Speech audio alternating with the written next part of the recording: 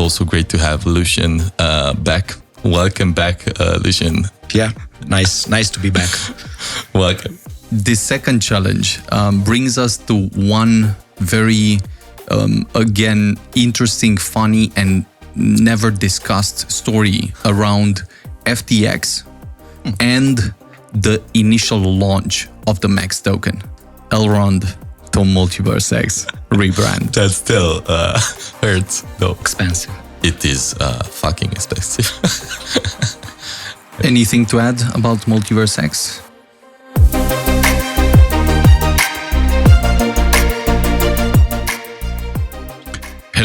Hello, and welcome everyone. I'm Beniamin Mincu, and I'm here with my co-hosts Lucian Todea and Lucian Mincu, and this is the first episode of the Full Shard podcast. Hello, gentlemen. Hi. Why full shard? Full Shard. There are shards that are not full. It's an entire story, and I'm happy to tell it one moment. Hello, everybody. Welcome. Let's do it. It's awesome to be here and have this conversation with you. And we're going to take you on a journey that's new, that's especially interesting for builders, for users, for tech enthusiasts, and even investors, where we are going to share some ideas and some things that we're going through. Now, it's important to understand that this will be a kind of fun, casual, educative conversation that's non-scripted. At least we'll try. And this is not financial advice.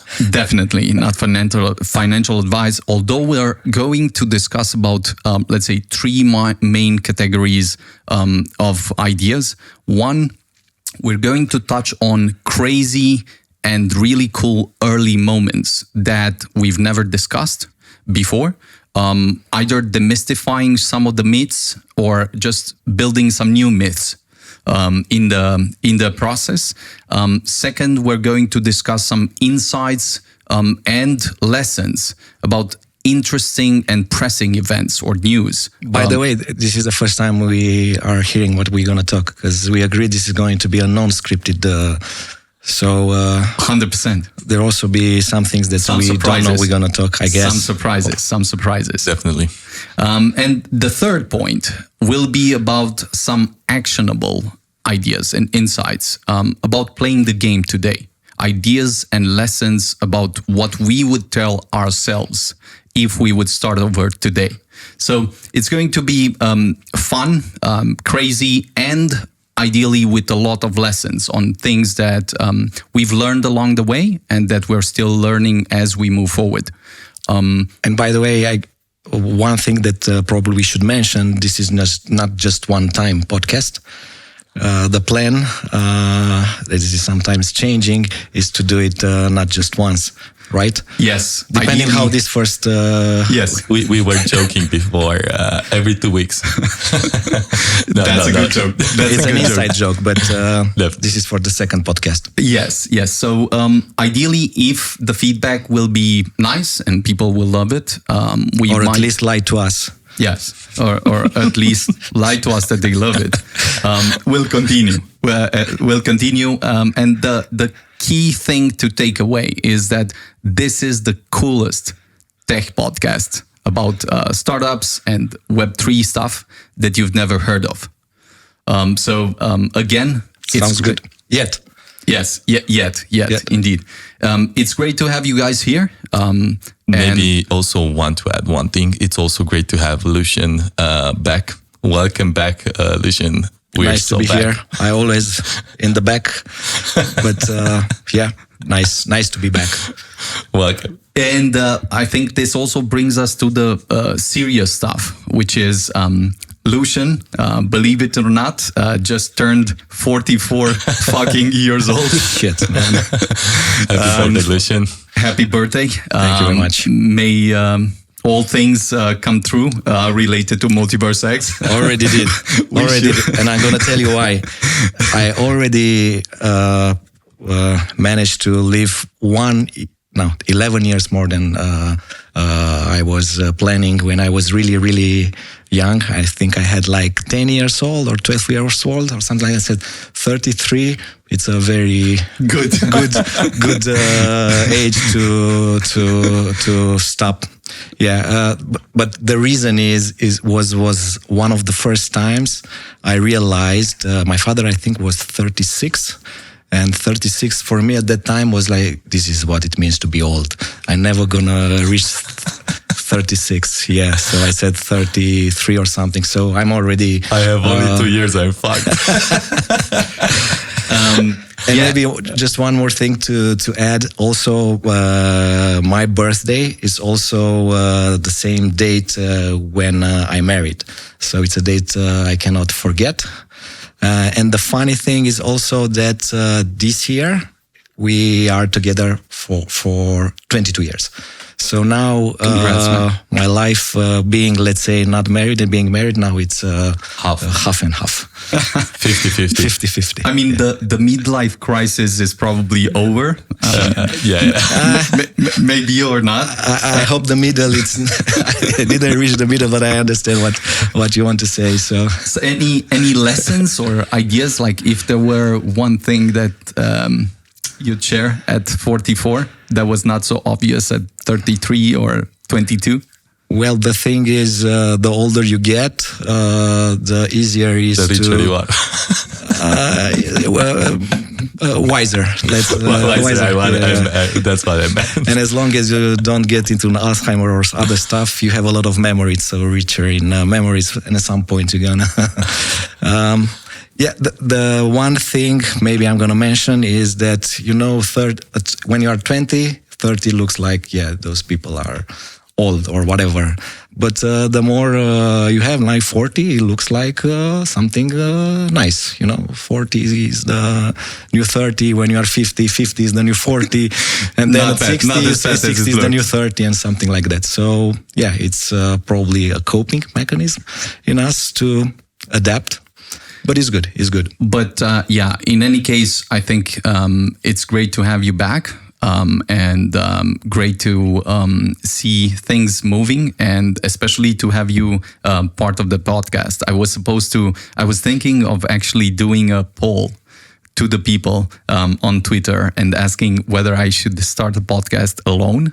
In the dark. It's such a pleasure, Beniamin. Myself and Thank you. Myself and Lucian and us three. But then I was thinking how I should frame it, depending on the results. But it's really great. You need someone to put the questions. Although we're gonna be you today, but maybe we're gonna change. I'm gonna ask some questions. No worries. I'm all prepared. I think it's really great to start this, and the key point is that we're going to these three types of sections, exploring some ideas, sharing some thoughts, having some fun, hopefully. And to begin with, I'd just like to offer this very shameless plug on MultiversX and what we've managed to build and what is actually live. Now, I'll add one point on the scaling law that I believe just compresses and boils down everything we've learned about scaling and offers this axiomatic principle that people can take away and that will help them judge everything else that's being built out there. Now, the key point being that MultiversX has been built on state sharding, adaptive state sharding. And I think there has been a kind of global mass psyop during the last 5-7 years against sharding, precisely because people have understood that if they can fight this and convince everyone else that sharding is not the way, then it's much easier for them to market whatever the hell they're building.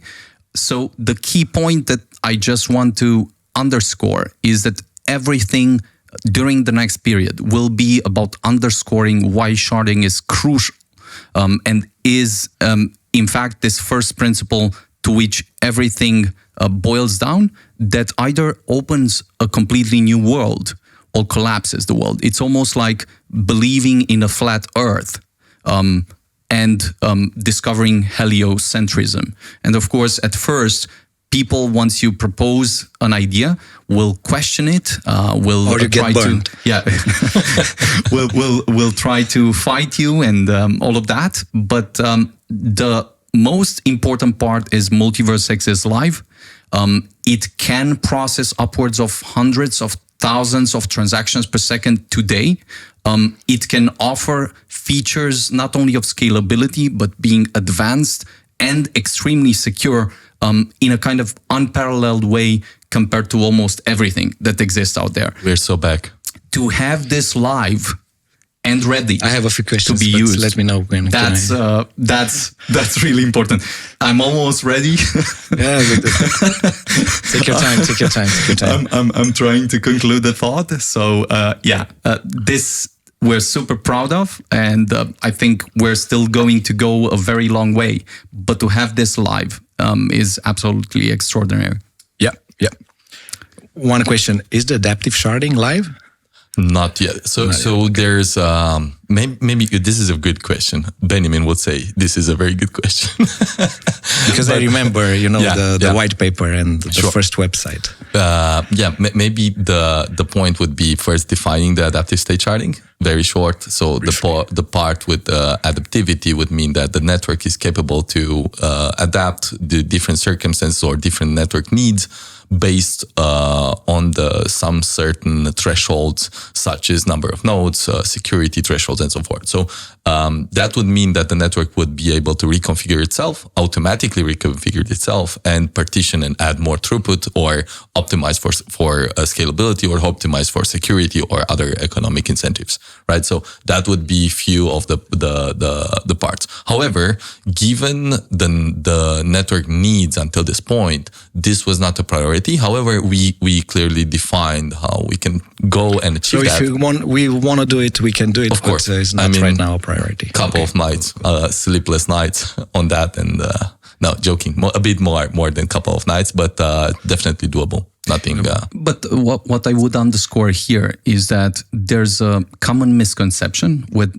people just say, "Hey, later on we're going to add sharding to it." Yeah. This is a different story. This is the most important mental fallacy. Whenever you hear this stated by someone that has built a monster of a chain that cannot scale, and they tell you that later on they will add sharding, just understand that people with hundreds of billions of dollars have not been able to actually stop the engine.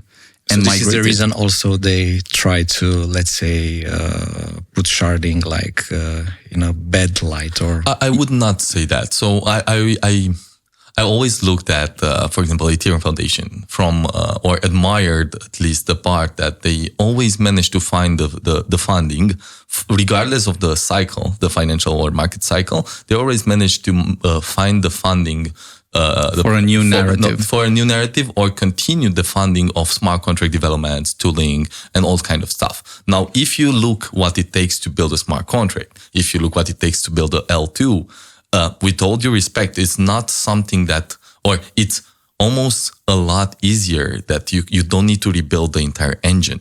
You just focus on one part, and one part specifically, and do it very well. And then the rest of the engine is still compatible from the previous car, right? And then you take that piece and then contribute and give it out to the rest of the network, right? So that's very interesting. And also, for Ethereum, sharding is still on the roadmap. So it has not been dropped. However, it has also not been prioritized. So not been dropped, not been prioritized. So if I would, the way I look at things is that maybe if reproducing blockchains or reproducing and bringing new coins to production would have been that easy for L1, then basically everybody would have done it. But there's the part also, if Ethereum would have announced that they're gonna do sharding in 2 years and it's locked, then basically all the innovation at L2 levels would be meaningless. Most probably nobody would bet for another 100 years. So it's easier to be sharding starting from scratch, and it's that's the point. But it makes sense. So maybe one then I'll let you guys. So the point would be, we had a thought experiment that what would it need to synchronize only 100 shards across each other. So think about that those 100 shards need to cross communicate, or maybe 1,000 shards. And there's going to be even more than 1,000 shards. It sounds almost like, how many databases do we have?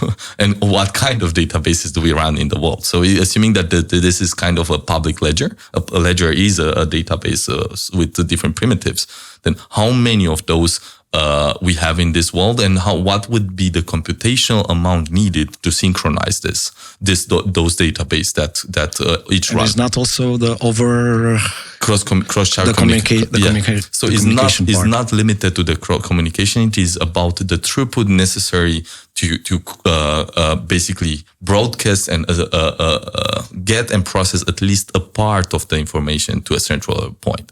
Which is kind of I guess a big we lost some. Yes, most probably we lost. But it's okay. They'll come back. I think the one of the most underrated points here is that people take our discussions out of context and compare them to something so insignificant in terms of processing, scalability, and throughput, that it's extremely important to understand that what we're discussing with parallelization is not invented by us. Like the entire point with the axiomatic principle that I was outlining was that any sufficiently advanced and scalable system, whether in nature, society, or computation, must by necessity be sharded. There is literally no other system that has scaled in this context that has done so without already answered my next question. I have a very, very interesting story. Actually, on the way here, I was listening to one interesting podcast, the one from Mark Andreessen with the history on how they built the web browser, and then there's Netscape. Netscape, and then he's also quoting the history of other technologies that were required in order to build have the web browser effect. And one of them, it was the design of network topology and the network architecture. And there was one concern at the global security level that networks should not be centralized in any way. Why? Because the network design overall globally, if it is centralized in any way, and even the military will use that kind of network, then the Soviets will bomb the center of the network, and then the US government will not be able to send the nukes anymore. So that was the core principle why the entire technology, it is based on parallelization, peer-to-peer communication, and the internet as itself. So before we're talking about those trade-offs, what we took as a shortcut because economic incentives through the years, those were the fundamental principles of the internet, which I don't think everybody knows. So this is just maybe a very short route of where we come from. What I like about what you're saying is the axiomatic thing, because as far as I know, so you don't need to demonstrate it, right? An axiom, it's true, and you cannot, I think. There is no need. So there is no need the principle, it's obvious. As long as you understand the principle and it clicks, it should explain all the other limitations or advantages that the systems will have based on this thing. And my entire point is that this principle not only states what will work, but will state an inevitable bottleneck that everyone will face. So no matter what they build, if they break this law will eventually break them in some sense. So I think people are thinking a bit why I'm posting that every day after I wake up, but you have like a bot he's doing, or you are the bot. I'm the bot at this point. AI. Yes, indeed. By the way, a note for the next podcast to have a timer, so we know. Maybe we don't need one. Maybe we don't need one. Yeah, it's up to us actually. So one important category of subjects that I think will be very cool and very interesting to explore is this idea of early and crazy and cool moments that we've never discussed about, but we've learned a lot about or from. So one idea is the idea of how we almost died because of initial legal setups, discussions, and so forth. So I'm not sure which of you wants to start, and then the only thing is not funny. Now it's or it was not funny. Crazy, not cool, not funny, but crazy. I'll take the lead. So I remember back in the days, me discussing, especially with Benny, telling him a really cool idea. I like, let's do sharding, let's build. But I have one special request. Let's not end up in jail if possible. and I was just half joking on that end because it's always kind of insane responsibility that the founders needs to take in, especially when they know that there's especially financial stuff involved. It's more than just an experimentation, and things are being taken to next level. And then maybe coming close to what happened, of course, with the idea of building a structure that is bulletproof and that could stand regardless of whatever cases could come. Basically, we looked at what was the state of the art from our understanding at that point of time. And that the state of the art, of course, we looked at what defining state of the art is. What's the biggest or the largest structure that has been built up until that point that stood at least apart the test of time. And I remember we ended up actually looking at the Ethereum Foundation. And yeah, of course, long story short, next thing you know, we were on the way to Switzerland, going to meet the guys from PST, I think. Let's not give... let's beep that maybe in post-production, and then... it's fine. Yeah, and then basically we hired the legal team, the same legal team that built the Ethereum Foundation legal structure with the hope that they would be able to reproduce that, right? So... yeah, curious if you guys want to, or I can continue, but that's only the start of the story. Well, the thing is, for me, in my life, in my experience, not that was like 2 or 3 times when lawyers can really kill you, and literally, not figuratively. Yeah. Not literally. I mean, kill your business. Let's put it like kill your business. This is not legal advice. Yeah, and not that it's normal. It's because how the incentives are on the lawyer sides, and even if they know this is not doable, they will try to take your money. And they did. And of course, depending, they did. they will take your money. I'm not saying that everyone is like that. Actually, in general, or the majority was not the case in my experience. But there were a few cases that were in very sensible moments, including on our story, including in my previous stories that could make you go away as a business. And this is very important to understand that lawyers should not, of course, dictate your business. It's there to help, and when it's not helping, you need to be careful. We do, just to be clear, we do respect lawyers. We do appreciate their work. In the meantime, I mean, we have some very cool lawyers right now that thankfully understand what we're doing, are aligned. There's some clarity there, but I would just mention the 2 angles there, because it was not one hit and idea, but actually 2. In summary, Switzerland had the best branding. We were there, we were having the conversations, but the conversations were very strange. leading us on a road that was very problematic and could have closed or compromised everything we were building and doing. And we were days actually from being taken on this road that afterwards would have been irreversible. So we then decided against everything to move in a different jurisdiction that again had a very good branding on. I should just mention to most of the people that 2017 was a very difficult time. No regulation, no clarity. A very difficult path on structuring, discussing all of this in addition to the technical discussions. And then we moved to Malta to have the same experiment.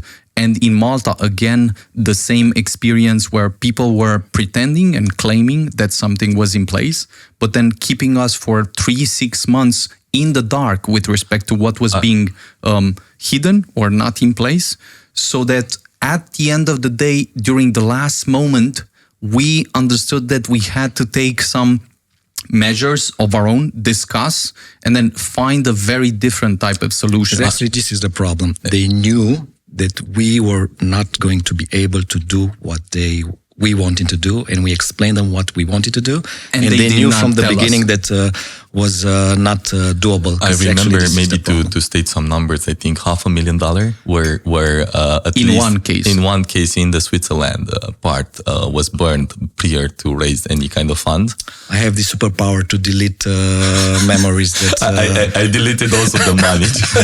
We all not only the memory. No, but this is only funny in hindsight because at that point, the pain. I remember each time we were going there. There was sweat. this. There was a constant sweat. 2 lawyers filing file to file for I think minutes, and knowing that I don't know how much was an hour. Anyway, but I'll go to the second point, which actually summed up both of the cases, which actually could kill us, right? So thanks God we were able to pull that and move forward. And we burned our money, but our own money. But then the bigger problem was during the same part and starting with the idea, not having a solid structure, legal structure. Actually, Ethereum during that time we start looking also and preparing the fundraiser, right? And if we remember, we were preparing for the fundraiser. We published the paper, the first paper that proposed sharding. It was admired and everybody went crazy. It was the first paper, I think, at that time that had the entire architecture drawn and so forth. So fast forward, actually, I remember we were aiming to raise maybe, I think, something around 100 million or something like that. We were oversubscribed. Ethereum, very important. Ethereum was the first time that actually hit $1,200 or $1,400. I remember that during that time, I've been also in, I think, DEFCON 3 or 4 was in Cancun and very specific. However, very fast forward until we managed to clarify the entire legal structure, Ethereum went back to $80.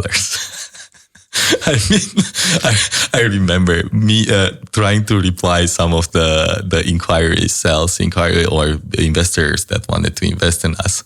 And the mailboxes were closed. There was not even mailboxes. Wow. I didn't know that. Yeah, it was very... So I think people do not, most of the people were not there, but they do not remember how fast things exploded and then how fast they disappeared. So the people that were trying to throw money were like just from all over the world. This was the end of 2017 and the beginning of 2018. Yeah, I think so, yeah. And at that point, indeed, there were investors from all over the world, Silicon Valley and so forth, all writing to us and all of that. But then once things started to collapse in the sense that Ethereum got into this corrective cycle. And not only. The entire market. Ethereum being sort of the major signal just because of the ICO wave and so forth. That was a very, very painful moment because the structure was not there. Money was being burned. We did not raise at that point. there were many super challenging things that we had to deal with. But to maybe close this one lesson is we are living in a very different world right now with legal clarity, the regulatory landscape, the type of solutions that people find and have compared to what was available in 2017. So the lesson there is, if you like, the most important part is first stay alive, and then afterwards there are many other things that you can add. Yeah, I will conclude with maybe from at least from my part that the not compromising was extremely painful, and then staying and keeping the same mission, what we said that we're gonna do, by any mean and at any cost, was very, very painful. Like we, from 100 million oversubscribed to 5.4 million. That was basically very... Frankly, I think besides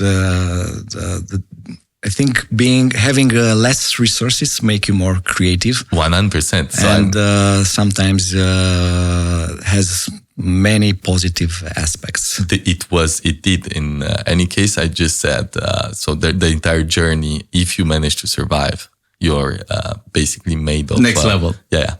You know, Ryan born Reynolds, from ashes. Right, so you're born from ashes. You cannot be there. There's like the phoenix. I think is the bird that. Yeah, that's Ryan Reynolds said a few days ago when the Deadpool 3, I think it's called, with Wolverine, asked Disney a smaller budget intentionally, and he said intentionally to make everyone more, not necessarily humble, but more creative and stuff like that. Resourceful. So you mean not 1 billion budget, but something like 500 million? Actually, the story is with his first Deadpool. He said he has a very different, I think, 10 times lower budget than the other Marvel things. At some point, I think he joked, so it's a quote, that their budget is their cocaine budget for Thor or something. And this is just a quote, something like that. He was joking, And it was funny because I read just a few days ago that he asked for a lower budget than was... Now it's a different story. It's a bigger budget, but sometimes, and I heard these stories, and we know stories for in the blockchain space, company raising too much money and then forgetting their mission because it was hard to, let's say, put it like this, focus anymore. 100%. So you're saying... I'm not sure how this should be, but now since it's already happened, I'm focusing on the positive side of things. That 100%.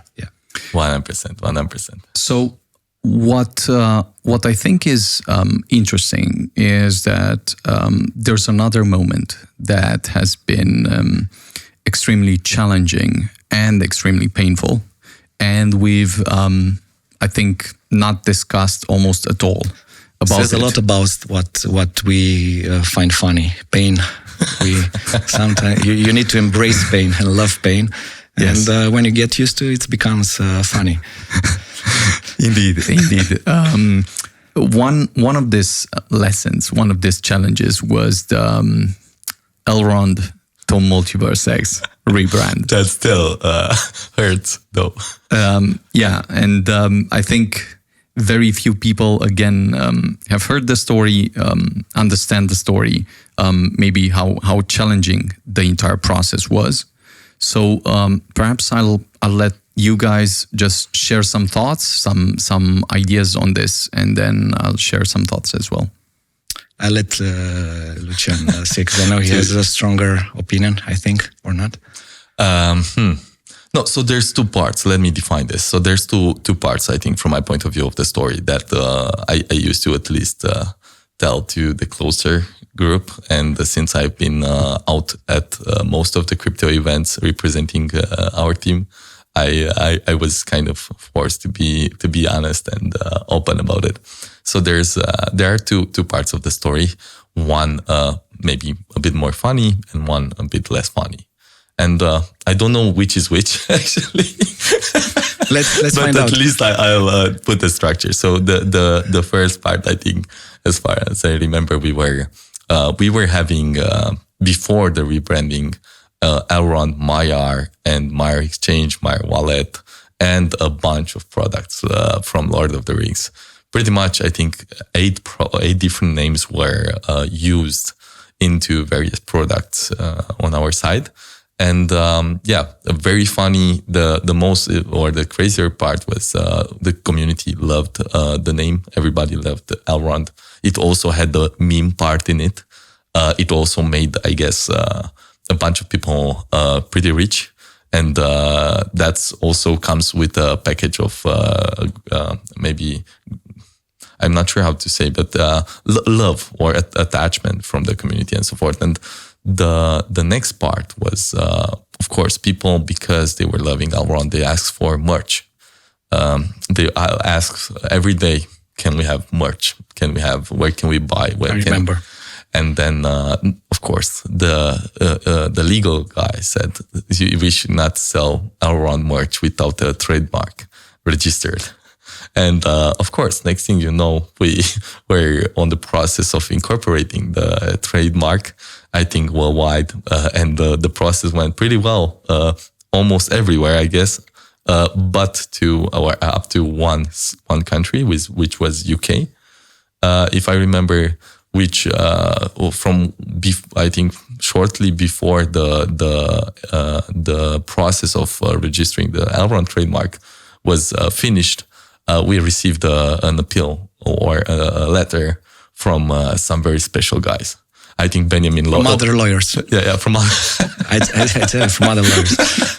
I think and maybe Beniamin was always in love with the other side of the story, but so the crazy part, because I don't think it was the trigger was not the merge part. We actually started filing everything to register the trademarks and all of that. It's just that a lot of these things take a very, very long time. So most of the time you never heard from the lawyers. There was nothing important happening. And then at some point there was a letter, but the letter was interpreted as, hey, this is basically happening every day. This is not so serious. There's a way to fight this. There's a way to basically find a solution. Why? Because at the end of the day, we were not the first or the last to use Lord of the Rings names. In fact, there are several products around the world that are built on Lord of the Rings ideas, which at least was the argument. Now, of course, there's a very long way from making an argument like that and the argument holding water. So fast forward 1.5 or 2 years of maximum pain, fees, like different ways where we tried literally everything to find a solution, to compromise and all of that. And then we finally reached the point where it was super expensive, super painful. And we've reached the point where it was clear that there was no good ground of us winning this battle. So it was either we find something that can take things sort of to the next level, or just sit and wait and whatever, because we actually had a countdown from them, funny enough. So maybe to define a bit of the problem, and be a bit more specific. So it was about Tolkien Estates, being actually, or the lawyers from Tolkien Estates appealing the registration of Elrond trademark for us, also at the same time with the reasoning taking the entire brand to the next level. I think nobody expected. Let's just to be realistic. I did not expect it to have any kind of issue when starting this or thinking about, okay, I think I know how hard it was to get Elrond.com. I think that was a very early contribution from you. Yeah, I think we were using Elrond Network. that network. Or something like that. Yeah. And it was a domain that I think was available to buy, or we convinced. With some sort of bidding. Anyway, maybe. But suffices to say that the lesson here was this: we've tried literally everything we could, spend millions in actual fees on legal discussions and potential compromises and everything that we finally could, leveraged all the potential connections, discussions, offering different collaborations or partnerships. I think at some point even Warner Bros. Was put on, because they have also some legal notice, and they have something, I don't know if a movie or something in the thing. Then they were also. So the reason, maybe to define the reason why if I understood or remember correctly, the reason why they appealed this is Amazon bought the IP from Tolkien's estate for the new series. And as a proper cleanup process, whenever anyone was looking for Elrond, there was this Elrond, not the other one. And they were like, this was supposed to be the largest budget series up until that point, with more than $1 billion. And I didn't like the show, by the way. Really especially bad. The name. really so bad. It's not more money, not necessary. The crazy part, the thing that distorted and killed the series was wokeness. So that's an entire subject. But if you think about it, what took away the fun in it, the ideas and so forth, and sort of killed it, was this idea. In any case, the most important maybe thing to share here was that this was a very lengthy process. It was super painful. It was very costly. We've done everything that we could in order to find a potential solution. And then we've explored many alternatives to something that could resonate. And then MultiversX, after a very, very, very long and painful period. Also, maybe restating a bit.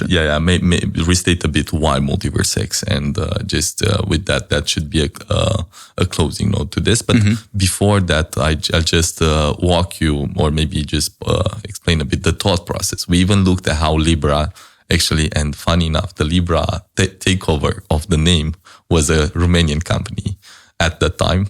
And they sued Meta for using their name, their banking name, and they won. Actually, process. We carefully, if I remember, looked into if there is any angle for us to use that to try to reproduce the same process and win the battle. Just to maybe give some more insights how far we went, how thorough we tried to keep the name. I think, the owner of trademark is, let's say, a little bit in advantage because timing, and usually this is true in almost all civilized and developed countries.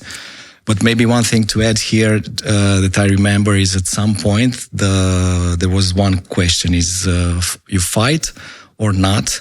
And was, as far as I remember, was the questions to the lawyer was what was the chances of winning, how long it will take, and if you lose, what could happen, and even if you win or don't win, and in the period of this legal battle, what could happen. And there was a lot of, let's say, bad things that could happen, even if the process was not ready, and the decision was investing even more in a brand that you might not own, and even being subject to be like the domain. There was some precedence of the domain or some things being like not actually taken by them, by being like put down or put in like not escrow, but no one of the two, let's say, fighting parts being able to access, and it was like almost no way for us to justify fighting for it. Although we love the name, we know that it's not going to be easy because people get attached, especially the longer. How attached?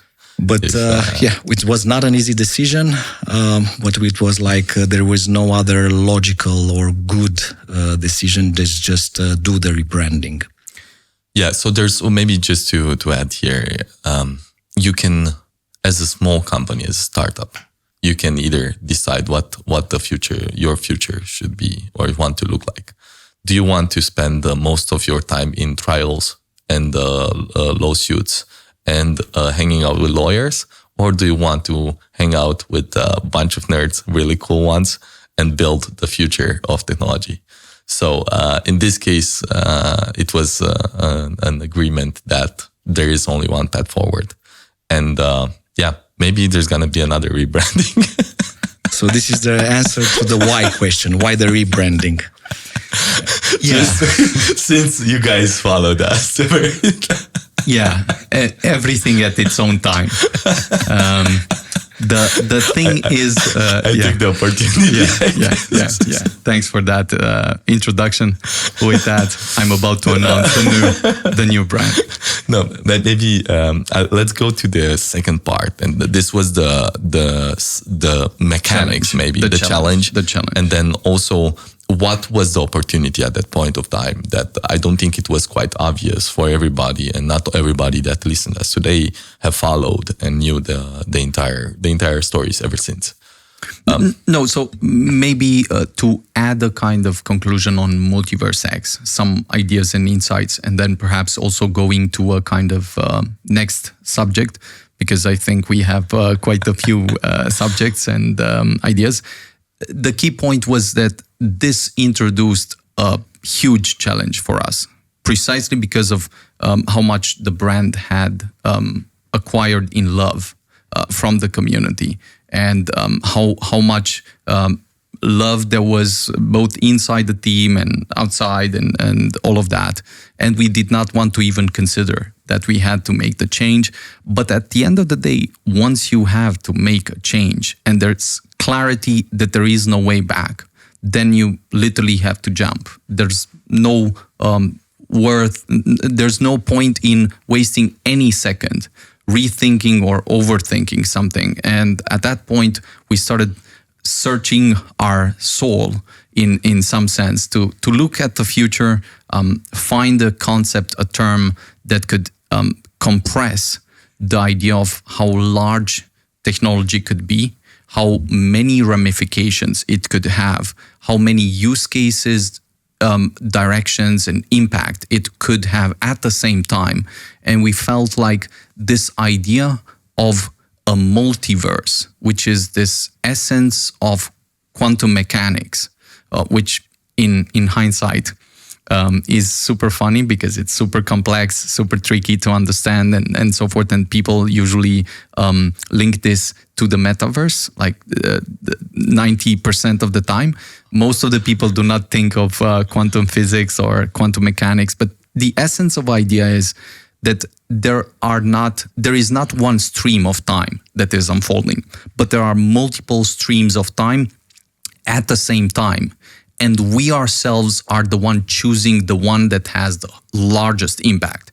Now, not only are there so many ramifications and implications, but there's so much room for growth, so much room for exploration. And this idea of multiverse to the power of X was the definition of vastness, scale, and growth that we had in mind when we thought about the technology. I'll also take this to maybe a bit technical part, such that if we look at any metaverse experience, persistent metaverse experience, they all need to, they have kind of three parts. You have the UI part, the rendering part, the visual part that is actually displayed.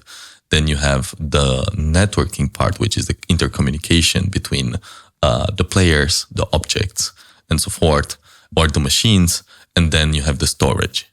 If we look like what is the most advanced storage that we as a civilization have invented, we could say Bitcoin was perhaps the most advanced storage, persistent storage system with most advanced security, persistency, and distribution around the globe. that could serve as a common state. However, if we look at the needs of any persistent or high throughput interaction with how our lives works and so forth, it means that any of those worlds will need their own storage. There will be many worlds, many rooms, and the world will be 100% sharded. And then every single world, every room that you're basically changing will mean a different server that seamlessly translates in the background for you as a player. And then downstream, that new world has a new storage, which is actually Elrond or MultiversX. And then basically that's how I would translate the quantum physics into reality, very simple reality to multiverse to the power of X. But when you say Bitcoin is a storage of value? No. So I'm referring specifically to as a ledger, from a ledger perspective, not as a coin.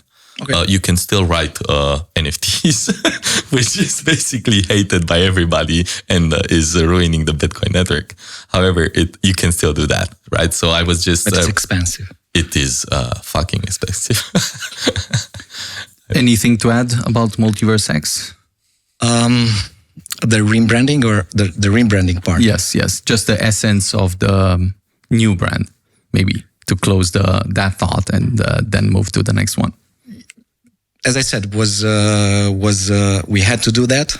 And of course, as you said, we had to look back in our souls and decide what we could relate.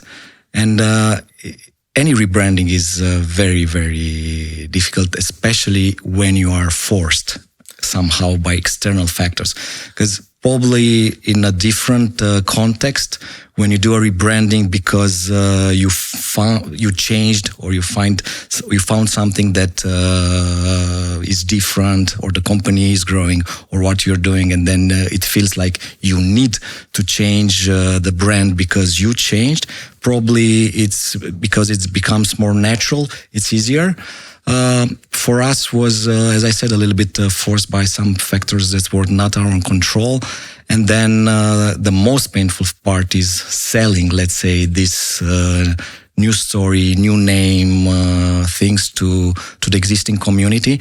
And it's hard because it's hard 100%. To explain, and it's hard to get the emotional attachment to the new name, because people, let's say, they tend to, especially when emotional connections are there, it's hard to it takes a few cycles. It takes a few cycles. Think about your girlfriend or wife is changing the name, and she's the same.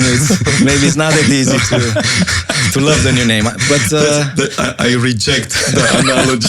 Yeah, me too. Actually, so yeah, we're gonna delete that or not. I get the idea.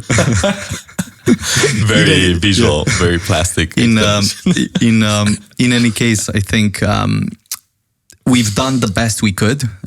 We are pushing forward as hard as possible, and maybe this second challenge brings us to one very again interesting, funny, and never discussed story around FTX and the initial launch of the Max token, which I would say people would never guess that this was happening in the background and so forth. So maybe I'll just open up the story and let Lucian and Lucian add some thoughts, and perhaps I'll just conclude. The thing is that we've built the X exchange, Max exchange at that point, Maillard exchange, in fact. Put a lot of efforts into it. Again, very painful discussion, very painful effort by the entire team. A lot of sleepless nights, a lot of efforts, and a lot of lessons learned.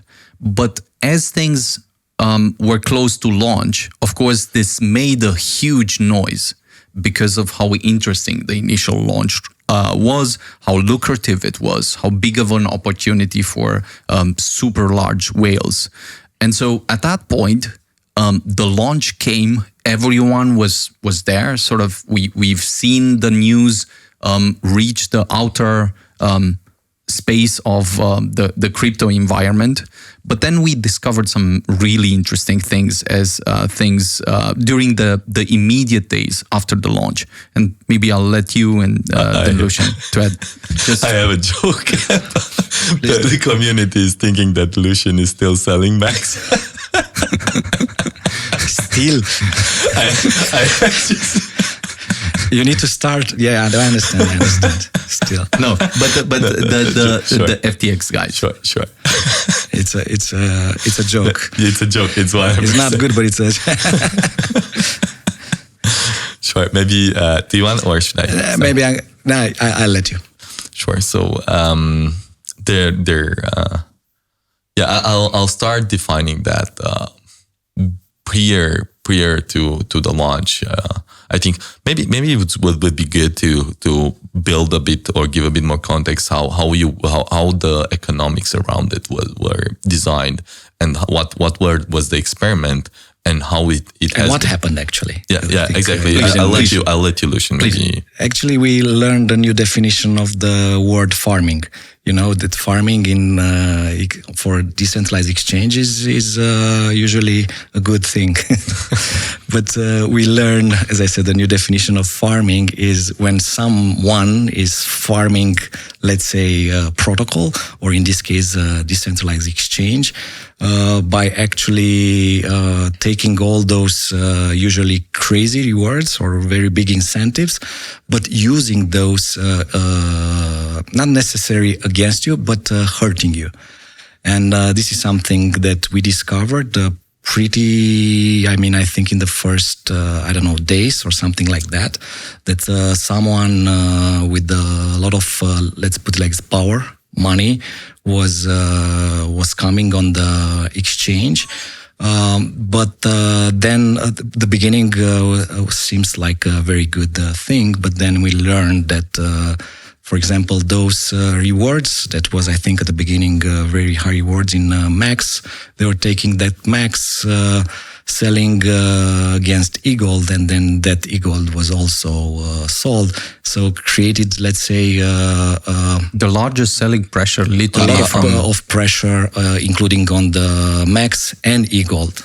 100%. Maybe to be, from what I remember on specific numbers, it was, I think... the biggest movement on the EGLD price that happened at that time was from $200 to $540 or $535. It was driven mainly by those large whales. It was in quantity. I remember those looking at the volume of those transactions, and there were tens of millions per transaction being bridged in stablecoins to inside the ecosystem. And then in total were, I think, $100 or $200 million at that point. That was at least one of the positions that I was aware of. And the mechanics were even more evil than what people would have expected anyone to be, even for us. We been in contact with most of the founders for multiple cycles, most of the relevant people in the space, and always happy to interact with each other and think about that for the first time.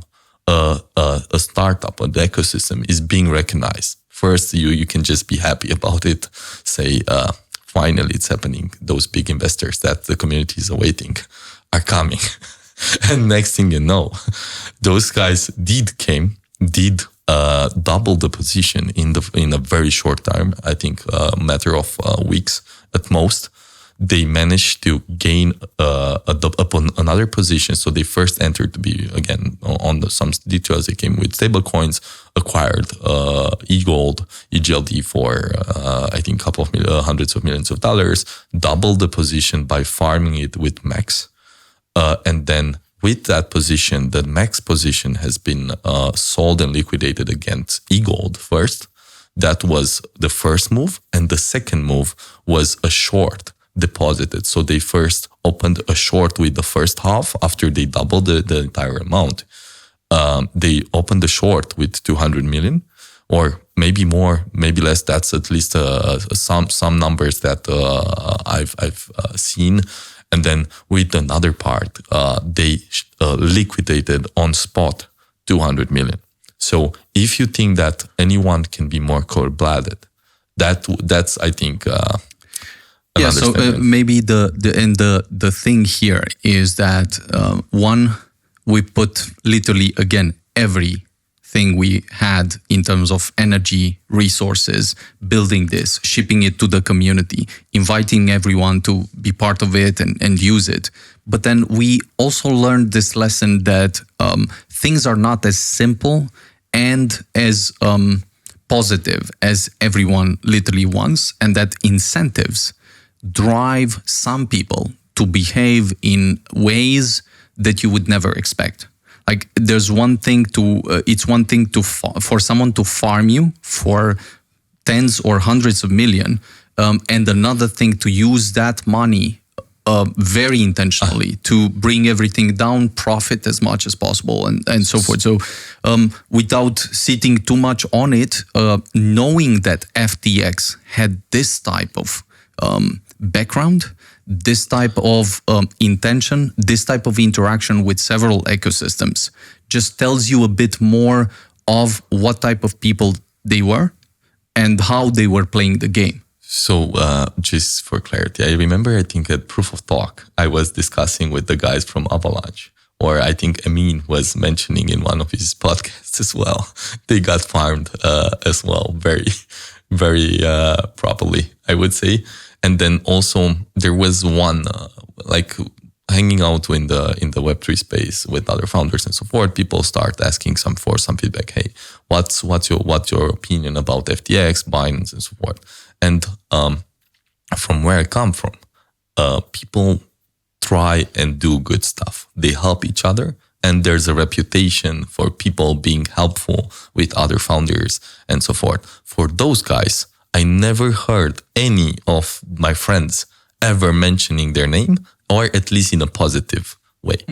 Very interesting that even after our event, there was still nobody. Like I've been for 10 years, like 10 years in the space with pretty much, I would say, most relevant people, and never heard at least one single guy, one single builder saying one good word that he's been helped in any way by Alameda or FTX.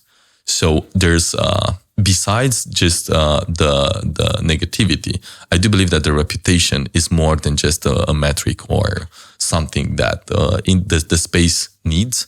And I do believe that this kind of values are being mostly forgotten or overlooked when it comes to money, when it comes to power, when it comes to there's stuff that you should not be able to just buy just because you made it.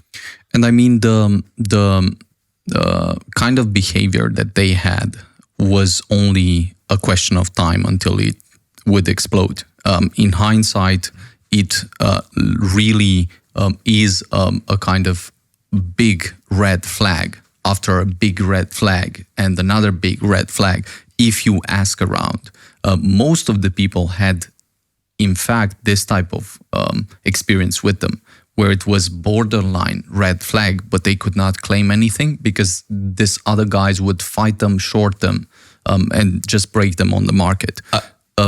In this respect, it's extremely important that there are rules and laws that stop some of these people to act in this type of ways, and understanding that not everything is simple and positive and nice, and there are some challenges that you never hear about, like the fact that we saw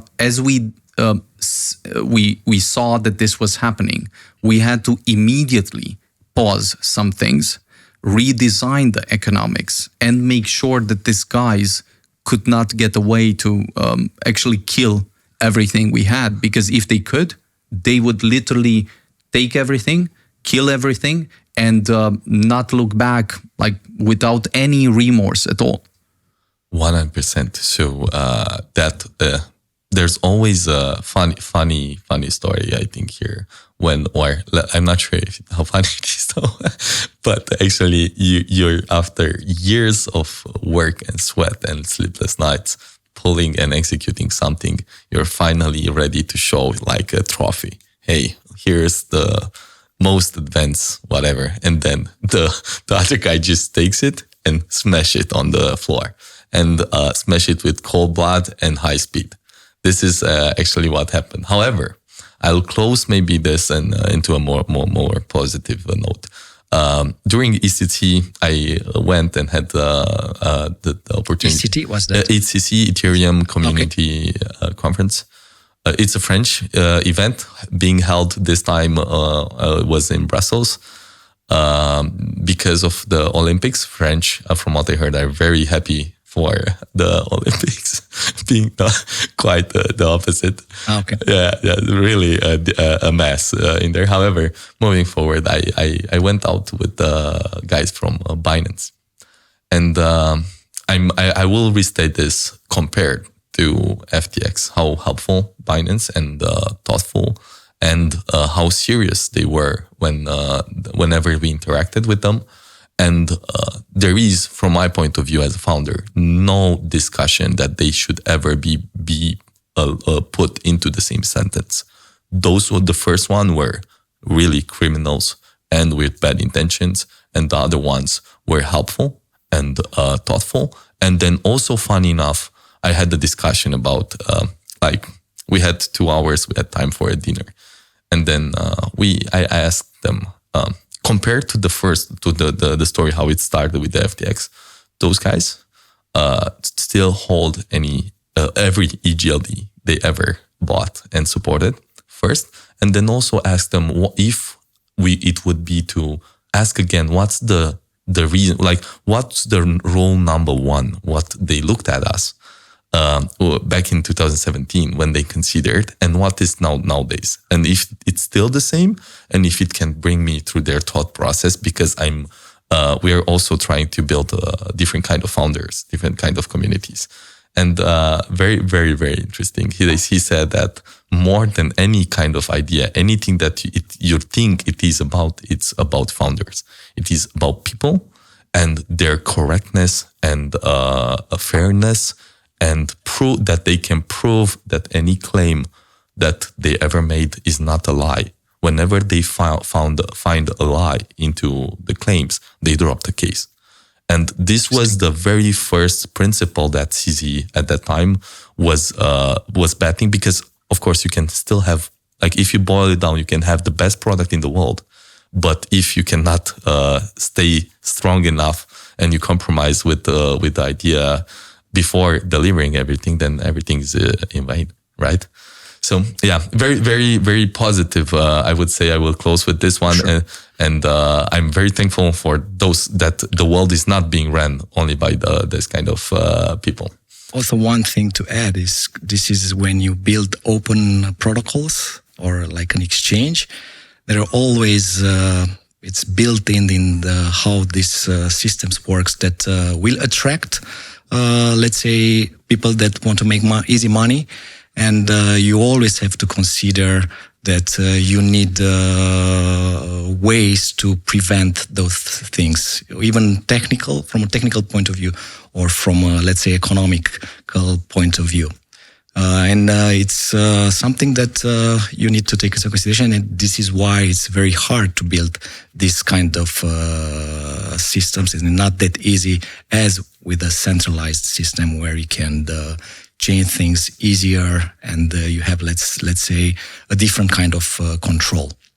And I do think that if we zoom out a bit, sometimes perhaps people just imagine us sitting back, relaxing, enjoying everything. You can imagine how easy everything is. We're just traveling around, having this cool and nice conversations.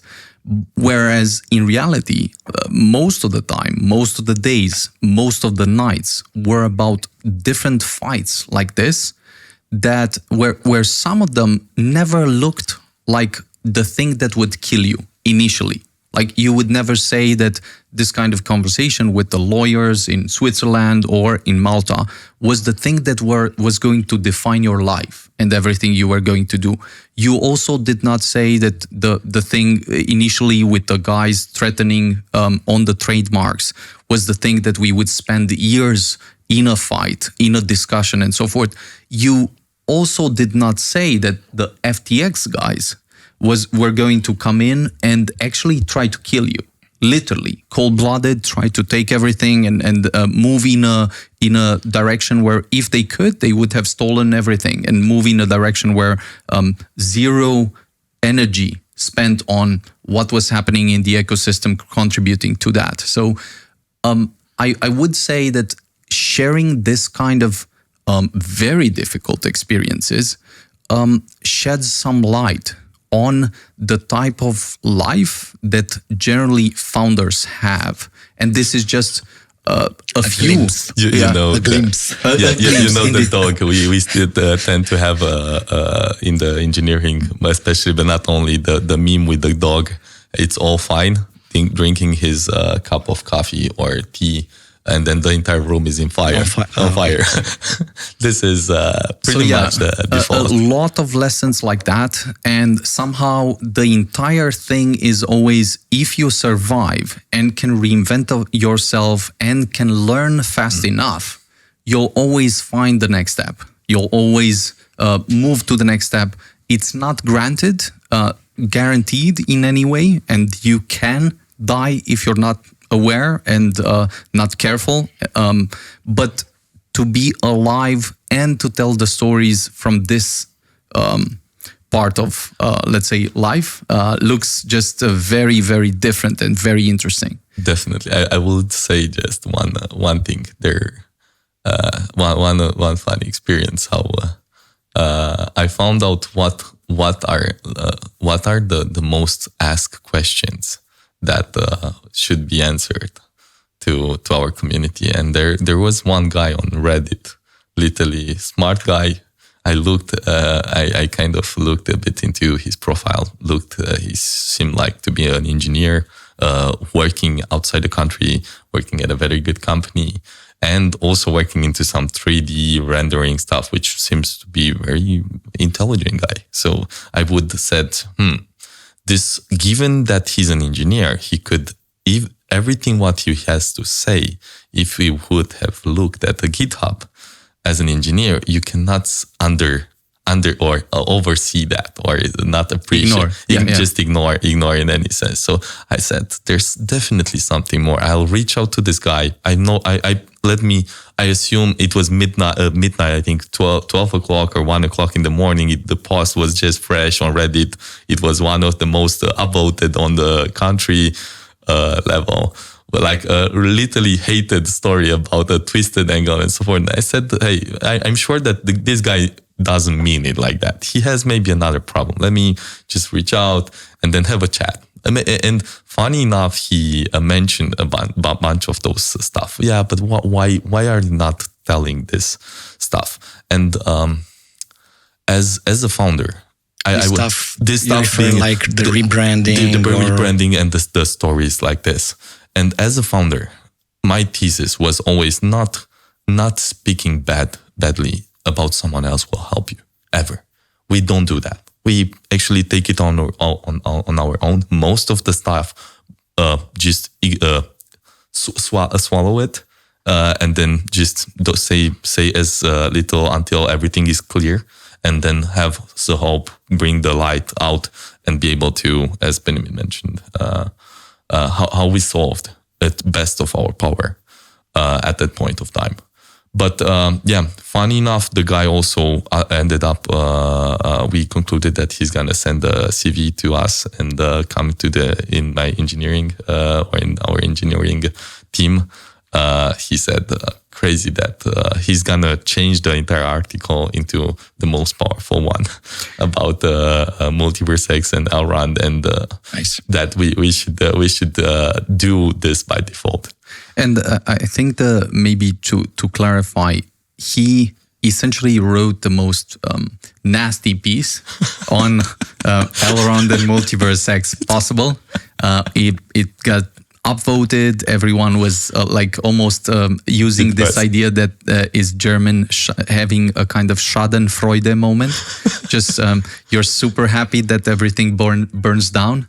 And the idea of reaching out, having the conversation, finding out what is understood, what is misunderstood, is definitely the coolest opportunity on why we also decided to share some of these thoughts, some of these challenges. Make sure that we don't wait until everything is fine, everything is super clear and so forth. And this idea also clarifies a bit and gives much more authenticity to the journey. That in hindsight, of course, gets all the dots connected. In hindsight, everything is simple. You should have trusted things working out and all of that.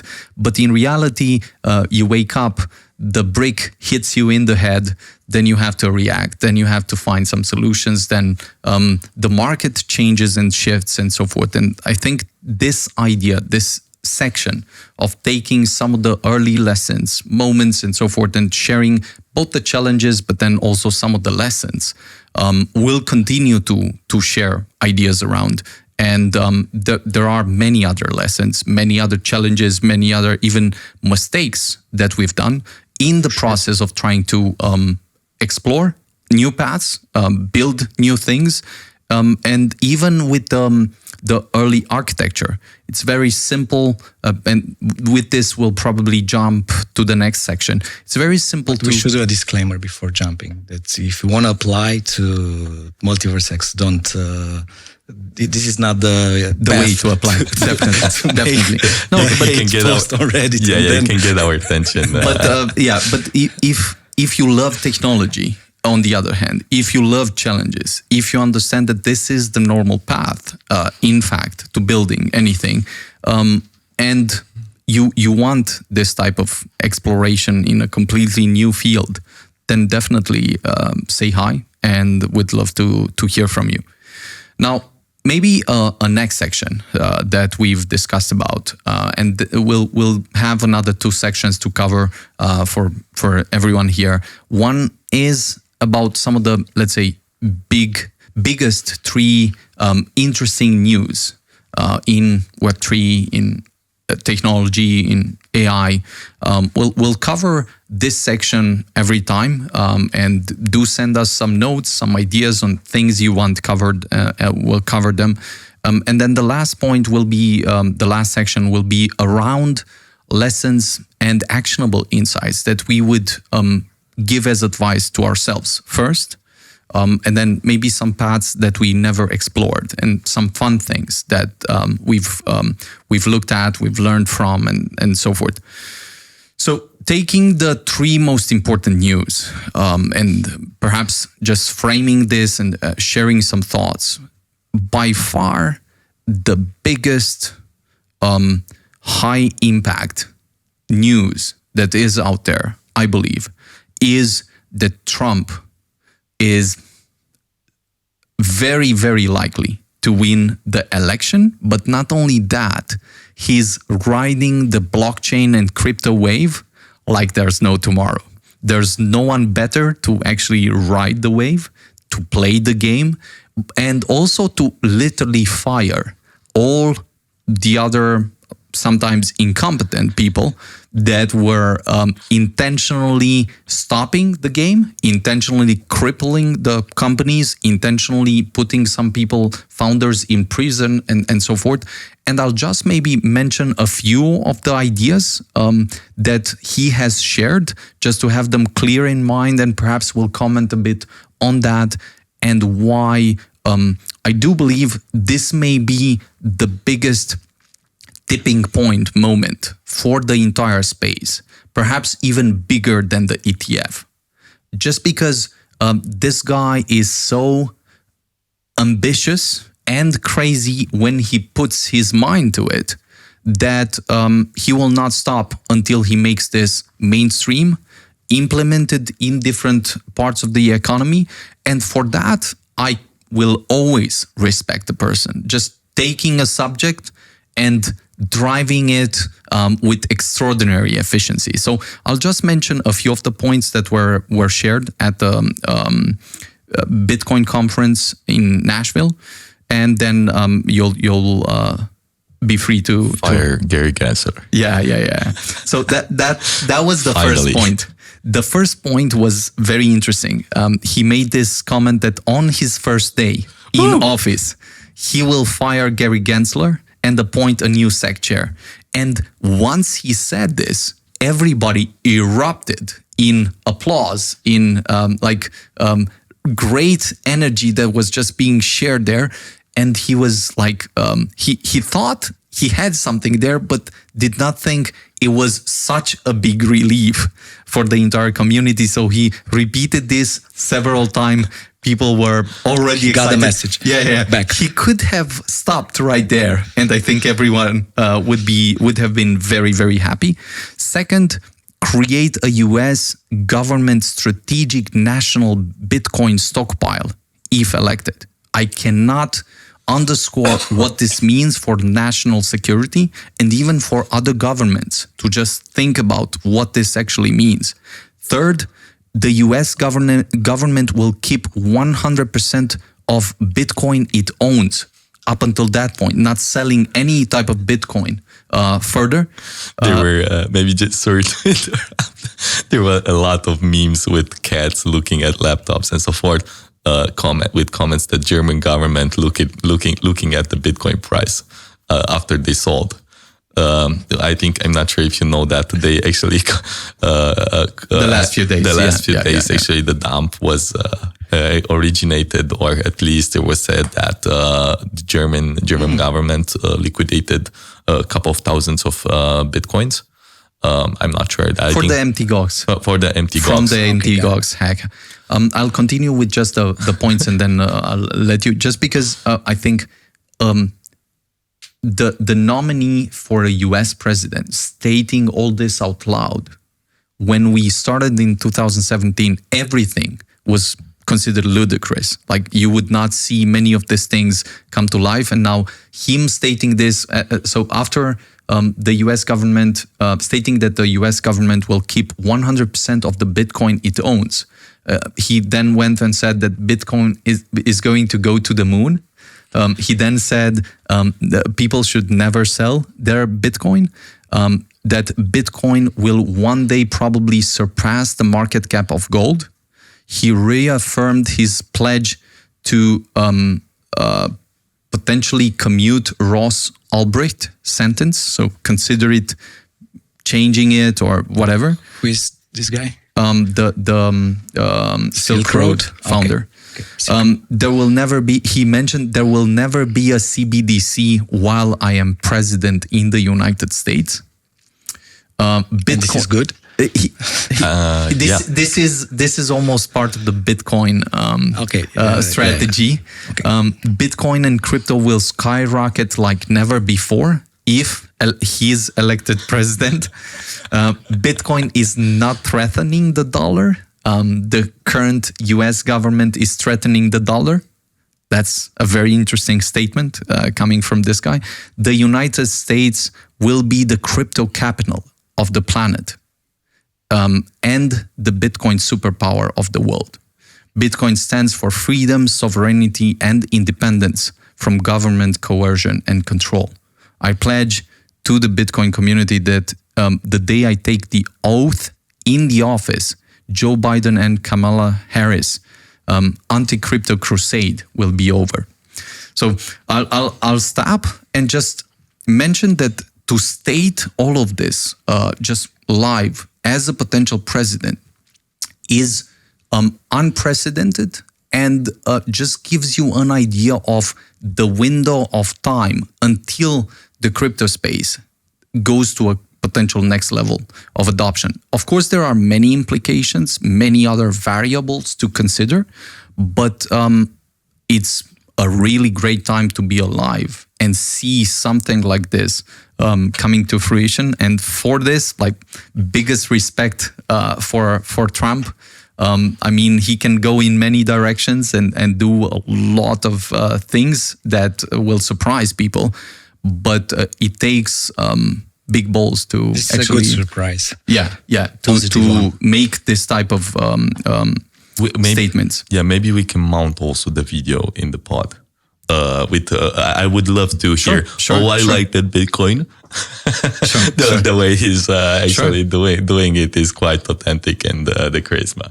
Maybe we'll see how that goes. So just to restate that, I think this is an unprecedented moment with great impact, not only for Bitcoin, but for the entire space. The fact that this is happening, that a president of the world starts a kind of arms race and changes the entire perspective on how crypto, blockchain, and so forth is perceived and the game is played, I think was the biggest missing piece around the world, with the regulation coming in from several parts of the world and all of that. So I'll perhaps let you guys share some thoughts, and then afterwards I'm curious.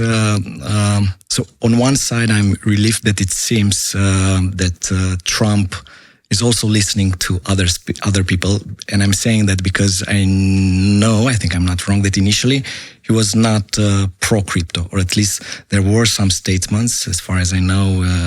I don't know, for a few years ago, it was not. So it seems there is a change. I'm curious, or I would be curious to understand why this change from his part, and maybe if one of the reason, this is my guess, one of the reason is that we already know that some of the supporters from the tech side, now I'm talking, it was I think Elon Musk and Peter Thiel, and Elon Musk is, as far as I think everybody knows, is looks like pro crypto at least. At least pro dogs. Dogs are welcome. I like dogs too. I've seen in the last few weeks more, let's say, more people from the, let's say, Silicon Valley or tech side supporting Trump. And I'm guessing that this might be also one of the reasons, maybe not the only one, of, let's say, being so much vocal and taking a very sided way of seeing crypto and Bitcoin. And usually politicians, you don't want to, you always, let's say, don't want to make statements that put you in a place that there is like no way out. And the way the statement you mentioned seems like a very strong opinion about that, without let's say any doubt about that. And maybe I will just add that the way he spoke about these things made it clear that he was very well informed, had a very clear type of people around him. And I think at the end of the day, that's the most important part for a president. Like, to have the right kind of people that understand economics, technology, regulation, and can frame things in such a way where the US is not the weakest power in the world, but it can take its lead as the number one player in the world, as it has rightfully been for the past, let's say, hundreds of years in a number of technologies. This can also come with challenges, but to specifically look at some of the statements, this is just clearly showing that he was prepared, that he understands the moment, that he understands the opportunity, and that perhaps for most of the people, it will be almost a shock at first to see this type of technology changing from something that's contested and so forth to almost mainstream, because the biggest country in the world takes a stand on it. And this gives legitimacy, regulation, and the path forward for companies and individuals to build, work, and just explore this type of ecosystem. And also from a strategic point of view, even if you take it very, let's say, from an election, let's say, strategic point of view, usually people that are not into crypto don't have a strong opinion against. You know, I mean, if you are anti-crypto, it's okay. I'm not going to say anyone, wow, Biden is against crypto, so cool. But if you are into crypto and someone like Trump is saying that, it's creating, even us are talking about that, creates a lot of excitement and a lot of, let's say, free visibility, because people that are into crypto are usually, let's say, very attached, more vocal, or tend to be more vocal. So even if you put it like this, although I hope and I believe is not that, but even if you consider it like, let's say, a stage thing, which I hope and I don't believe it's the case, it's very good. Lucian? Sure. Maybe 2 points. One, from what I remember, I think there were some cases where he was promoting some coins or NFTs. He had some experiences. I'm not sure if you followed, but he definitely gave the Trump trademarks allowance. Of course, maybe most probably delegated the authority to make that happen. But he experimented actively, and he has some wallets that where he owns, I think, Trump and Baby Trump or some stuff, definitely. And then secondly, I think that was, by the way, the coin part was completely debunked.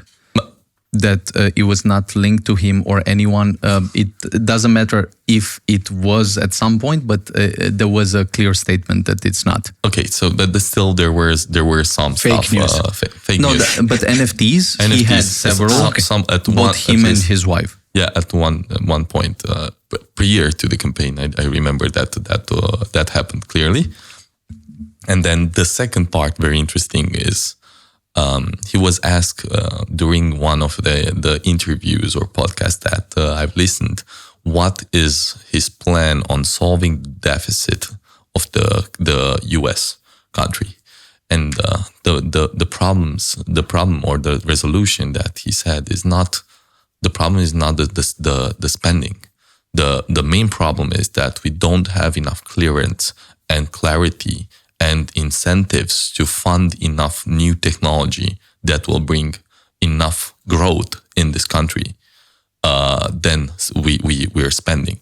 And now looking at the reasoning, maybe why it has the potential. This indeed has, from my point of view, crazy potential that could, if done or executed properly, that a lot of the companies will go onshore. We see this with Coinbase. We see this with a couple of companies that have paid a very expensive price staying onshore, and finally this is starting paying off. Maybe I think that's what he's referring to, and I expect that also being aligned with the VCs and the Silicon Valley entrepreneurs, or especially the tier 1 VCs in there, they all do share the same incentives. On the one hand, the states will most probably get more taxes paid, and there will be more infrastructure being built, created, and legalized and regulated from US perspective. And also, on the same time, the VCs will have a lot more to invest in, and there will be a non-zero sum game. So maybe this is my bullish angle on that. Do you think there is any risk on, let's say, what Trump was saying, that this news being actually put, laws and whatever he wants to do, could be a good news for Bitcoin, but not for the others in the crypto space?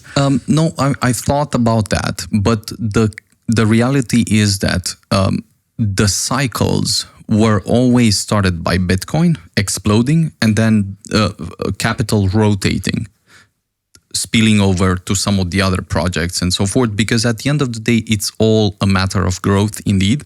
The question is, you've made the first billion, then what can you do with it in the meantime? How can you invest it further? How can you explore other things? And I think this also applies to the US, because the most important thing to understand here is just understanding the sense of proportion of what we are discussing. If this were a random country in the world, a small country, it would still be something extraordinary for them to claim this, for them to show this type of intent, for them to just preparing regulations, bills, and so forth, and building a reserve for the economy. Now, for this country to be even like a mid country from Europe, let's say Germany or whatever, would have been extraordinary. For the US to do this, I think it will have some extraordinary effects that people do not see, where once this arms race is really started,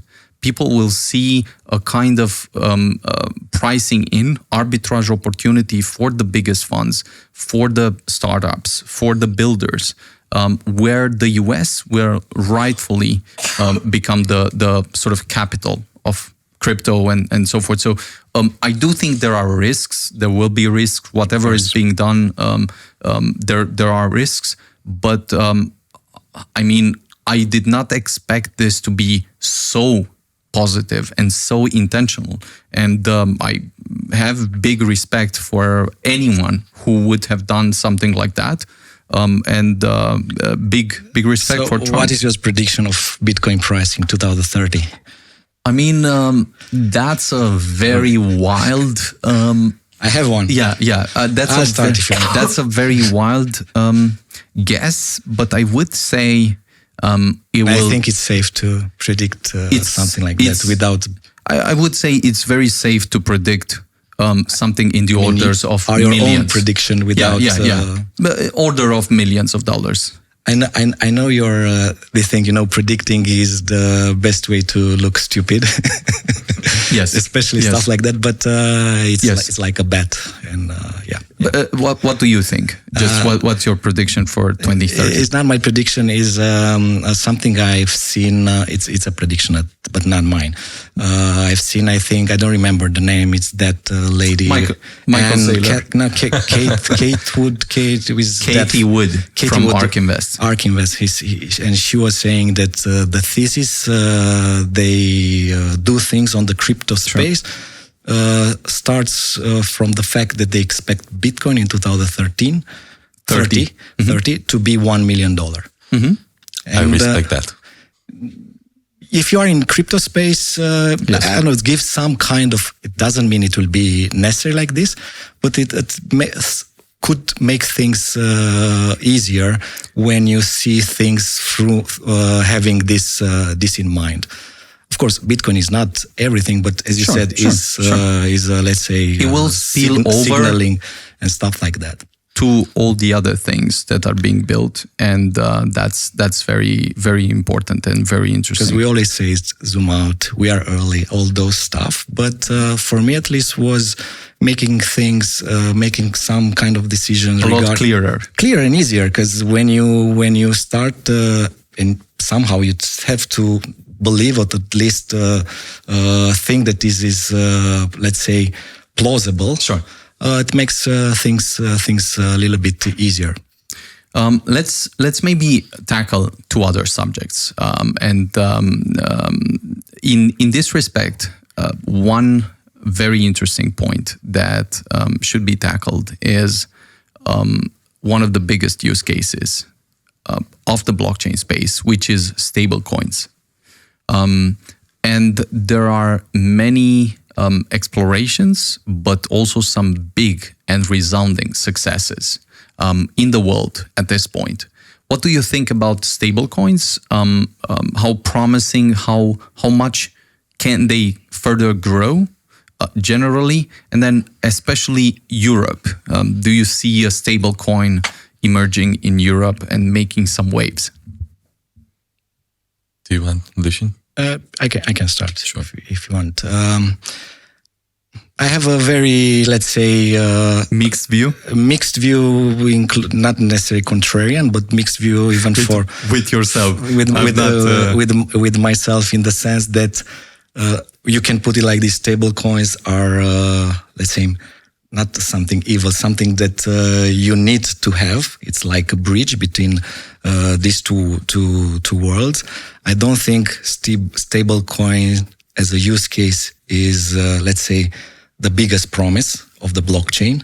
Sure. or not even part of, let's say, the initial promise. Because if we go back to the Bitcoin and some things that we believe were the reasons behind the Bitcoin, especially the financial crisis from 2008, because 2009, I think, was the white paper, was actually going a little bit against the existing system. And stablecoin, it's still, let's say, representing a little bit, since the most popular stablecoin is still linked to the dollar. But as I said, I think it's something that is needed. It's not, let's say, the best use case in the sense that I hope there and are. when I'm trying to imagine a time frame on which you express what you're saying holds true, and the only thing I could say is you're thinking in hundreds of years. No. I'm of course joking a bit, but you have to look for once that this is, at least at this point, the biggest by far, like incomparable in scale from almost anything else. And then you might say that this will disappear in how many years? Like it will cease to be the number one. I'm not sure if it will disappear or not. I'm trying to think that one of the reason of the stable coins, and especially as it is so big, is, and this is not good or bad, is because there is a lot of trading going on, and people still at some point needs to have some exit points, or from their trading position, or from the crypto blockchain space, let's say, into the fiat world. Fiat world. That's so what I hear you saying is that almost the entire crypto thesis is one that goes in a very different direction than the stable coins.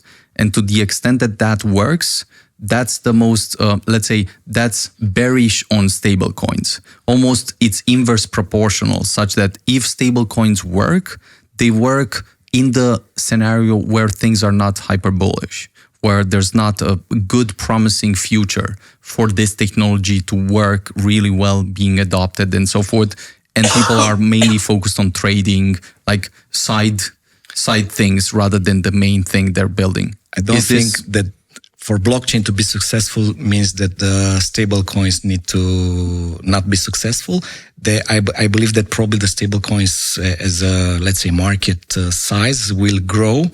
But let's say for blockchain to fulfill the initial promise or the promises that we put there, probably the stable coins will become more and more, let's say, irrelevant. Although they will be bigger, they will be in a relative point of view compared to, let's say, what crypto space is, less and less important.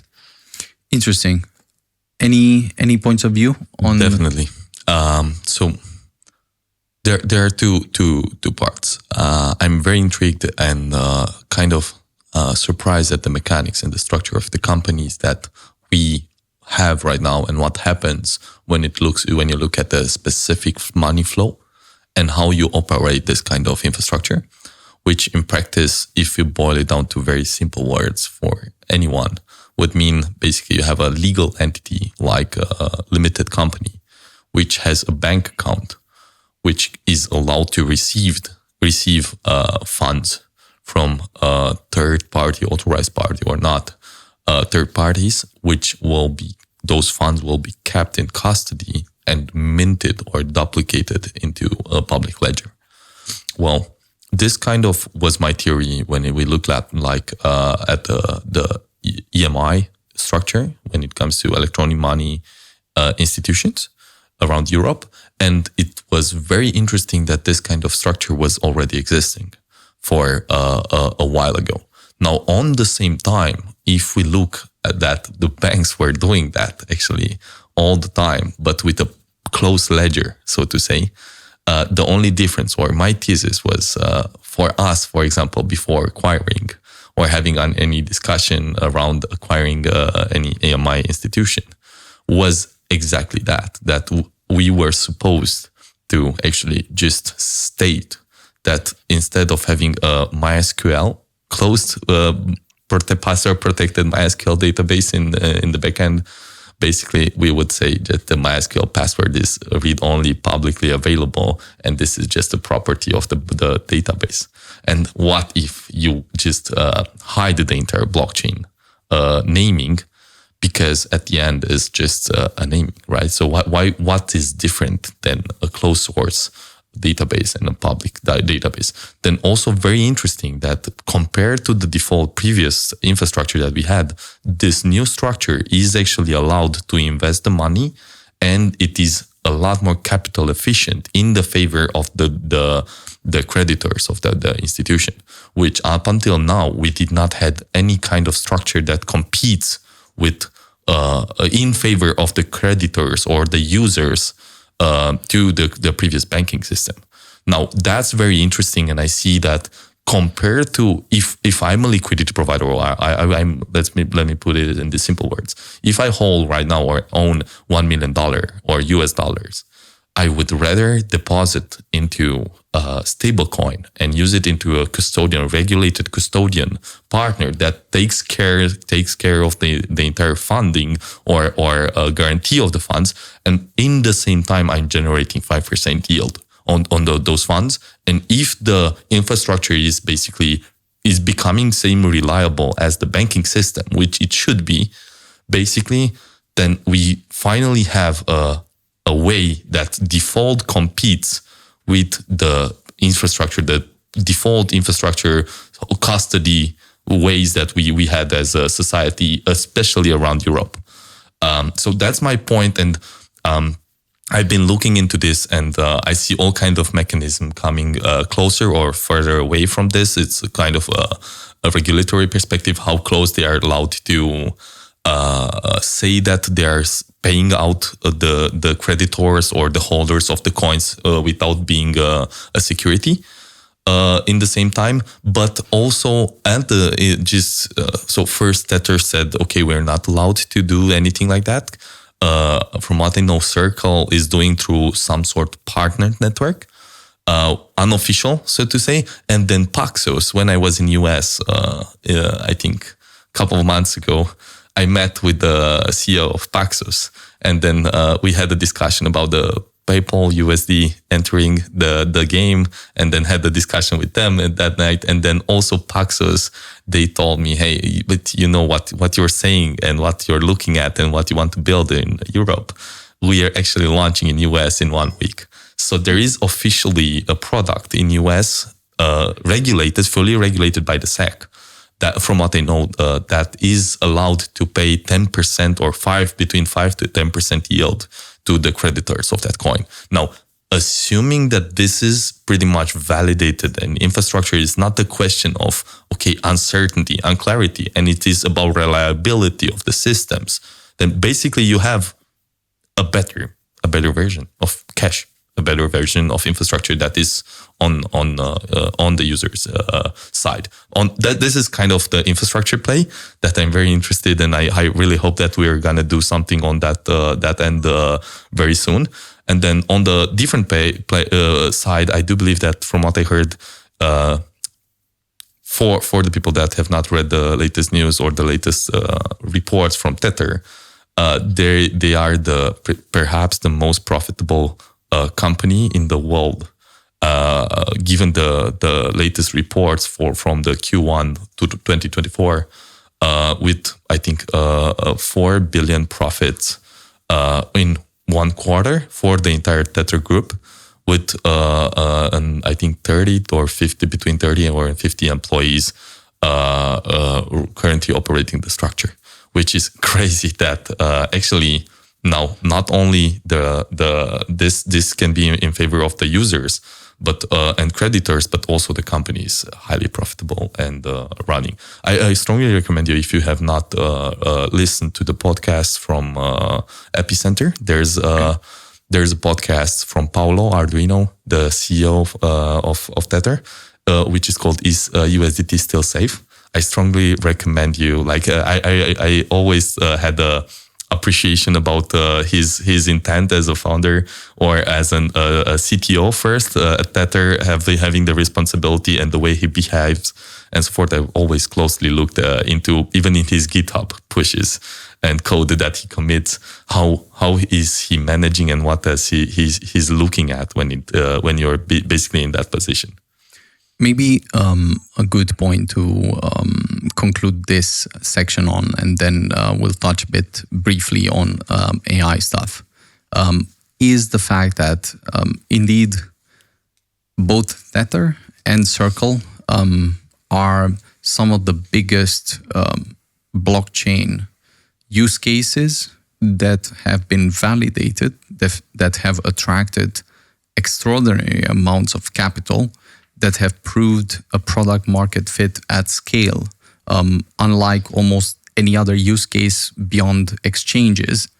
And while during the longer term, there are bigger use cases, bigger opportunities, I do think that during the next period, they're about to explode and grow tremendously, precisely because most of the people, when they go into crypto, first, they somehow bridge into stablecoins, then they bridge into different crypto tokens, and then also when they are staying neutral, when they're just sitting on the sidelines, they don't go back into like analog fiat. They want stablecoins because it's so obvious that that's sort of the future. I do agree that there are bigger opportunities. I do agree that there are better UX experiences and so forth, but both from a regulatory standpoint, a kind of institutional standpoint, a UX standpoint, at least on the short term, it seems this is an elephant in the room, literally, compared to everything else. And the fact that Coinbase, for instance, is in the boat with Circle, the fact that Tether is at this point number 3 or number 4, the biggest holder of US bonds, just Scary. signals something that is very hard to comprehend. The fact that they have that type of power just shows that they've built something extraordinary. So, there are many conversations and questions. Can this be extrapolated to Europe? Can this happen in a different way in Europe? Can there be an option that just is in between these two things? I think this is an open question to be. I think there are experiments on the euro side. As far as I know, the problem with euro stablecoin is there is enough demand. Let's put it like this. No. So there is definitely the operation standpoint. So from my latest discussion with the guys was actually Mica, especially was requiring a certain amount of operations set, such, for example, up to a certain degree or a portion of the money that is being deposited into the EMI or electronic money institution, it is mandatory that is being deployed into different investment derivatives instruments. As such, for example, to quote one of my latest discussion with the guys, they mentioned. Can you quote this? You don't know. Yeah. I can quote it, and then we'll fight the lawyers. No. So the part was given the size of the biggest stablecoin operators, to become MiCA compliant will require them to have a investment banking partner within Europe that can hold and operate above 50 billion from one single institution. $50 billion in cash from one single institution. So I'm not sure how many of those of us understand and picture the operation required. But I strongly encourage you to first give it a listen to the podcast. You'll smile about the challenges or when it comes to operating this kind of stuff, not only and what means operating this and what kind of challenges comes with this. I'm sure the stable coins will be a subject that we'll come back to. they will not disappear at least this decade. Probably You didn't say that. Yeah, probably will grow tremendously. One thing that we should maybe just touch on briefly to see, and I'd be curious to hear one insight if you have, or one idea on the AI arms race. I'm curious if you guys have looked at the different, let's say, winners, losers, opportunities, concerns. Is there one thing that you see either accelerating everything that is happening, or making you question things because they're going in a direction that is very hard to understand, grasp, and so forth? So I'll let perhaps you, Lucian, add one thought if you have on that. I have more thoughts. I'll try to touch at least one, just one. In my, let's say, last 25, 30 years, I was excited about new technologies only like 2 times, when I discovered, let's say, the internet, and that I can do something on that, blockchain and AI. So three. I said before, AI okay, was okay. 2 with the AI, or maybe I didn't state it right. But so what I'm trying to say, there were like AI is the 3rd technology that really got me excited. Not from the beginning. I mean, there was a lot of discussion about AI, but let's put it like this: recently, also by looking at what OpenAI is doing, by actually playing with those tools and others, and not only also on the, let's say, images side or on other things, really got me excited. Also a little bit scared, let's say, about that. That's why you see even how you put it, it's an arms race. So definitely I would focus, let's say, on the technology, and if we want to talk about, let's say, other things, political, or what countries are forced, whether you want or not, to be there, if you want to be relevant. But I'll stay on the positive side. It's really incredible what AI is already, where AI is already, and I think what we are seeing publicly is always like 6 months, 1 year, or 2 years behind what actually they are doing. And I think it will open a lot of opportunities. I was discussing with someone a few days ago, saying that, now you can build a company or like this with 2 or 3 people at the beginning. And actually, maybe rephrasing it, you don't need 10 people to do whatever. You can do it for $200, just paying like, I don't know, 10 or 20 subscription to different services, and you can replace already 10 people on different kind of things, especially, of course, on the technical side. And this, I believe, will give a lot of people, looking back how I started when I was 20, a lot of opportunities. And this is one thing, because the question was one thing, that for many young people, this could be a very, very interesting opportunity to do things that were not possible until AI. Awesome. Agents. I hope those agents will listen to us and be kind to us in the future. So I'm always trying and writing my prompts with please. AI agents. Yeah, of course. Not the other kind of agents. Definitely the AI agents. And I hope you guys also still write your prompts with please do whatever. Otherwise, God save us. But no, one point maybe when it comes to the internet that not related to AI, but still that I'm very excited and first trying and thinking how can we apply and brute force it into our technology, what we're building, such that I was listening to the podcast, as I mentioned earlier, the one that with the Netscape and how the browser was designed.